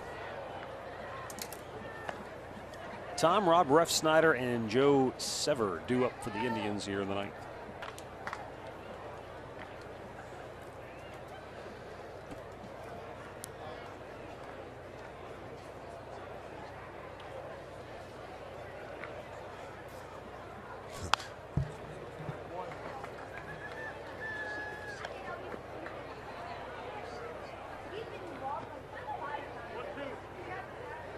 We'll be with you again 1 week from tomorrow night when the Indians open the 2018 season in Seattle at Safeco Field against the Mariners.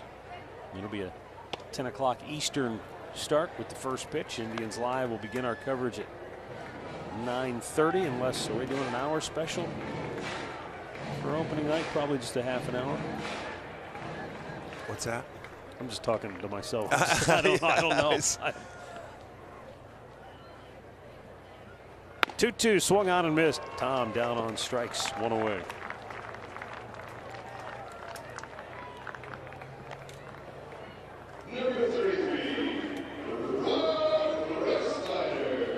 Well, Rob Refsnyder will bat with one out here in the ninth inning. It's highway robbery in his last at bat at third base. Cuthbert. Great play. Remember that play? The ball was by him. Yeah, it was. And he flagged it down and should have had a hit and kept everything going. And I'll tell you what, it was just a beautiful play.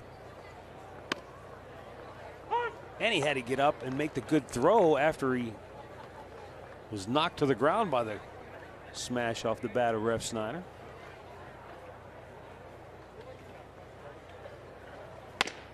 Fastball up and away. This was what we're talking about if you missed it. Oh. Off to the side. He kept the glove down and just do or die, and it goes right into the glove. How many times do you see it maybe knock it down or they miss it completely, or to see him catch it was a shock, but it was a beautiful play. And that's the thing about Mike Moustakas, who's re-signed with Kansas City, is, you know, he's not just an offensive player. He's very good defensively over there at third. Well, that's going to cut into Cuthbert's time over there at third base. Yeah.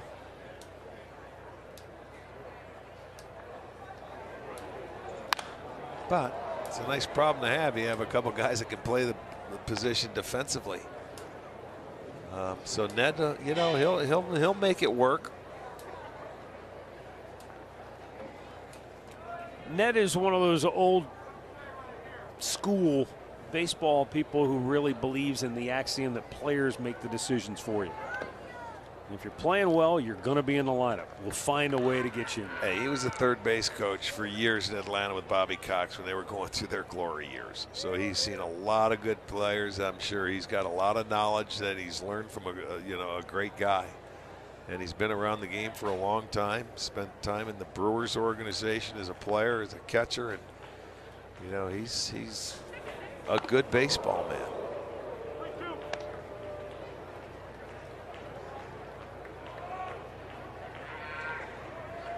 And with the shakeup in Detroit after the season, Brad Ausmus out as manager. Gene Lamont comes over to the Royals organization from Detroit. He's a special advisor now in the front office. Flair, shallow right, but not deep enough to drop. And it's Arteaga who makes the catch for out number 2.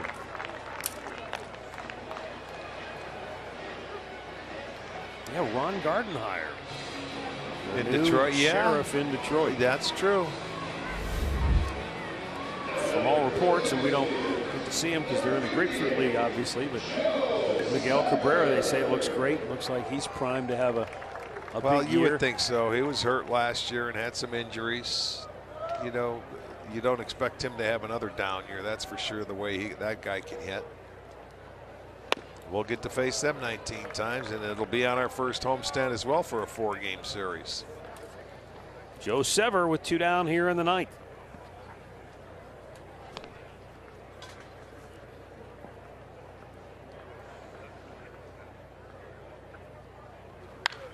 Fouled back.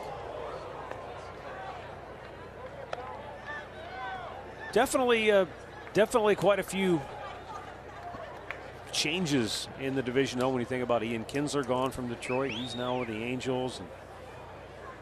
And I'll be curious just to see how the Tigers go forward. You know, I don't think anybody thought Verlander would ever be traded from there. Well, they'll have their work cut out for them, that's for sure.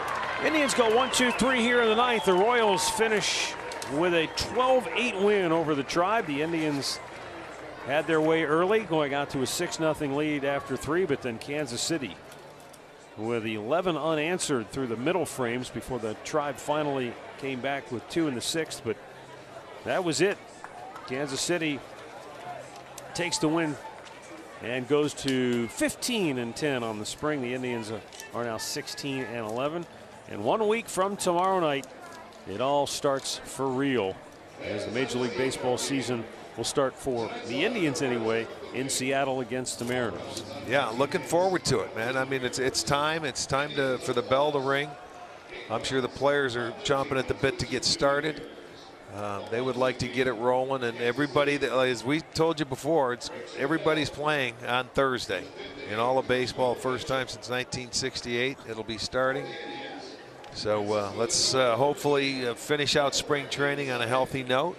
Yeah, and I think that'll be the big story that you take away from tonight's game. Actually, 2 things. One, Michael Brantley returns to the lineup, hits a home run in his first at bat. That's a great sign. But there's some caution now with Carlos Carrasco. Took a line drive off of his left foot.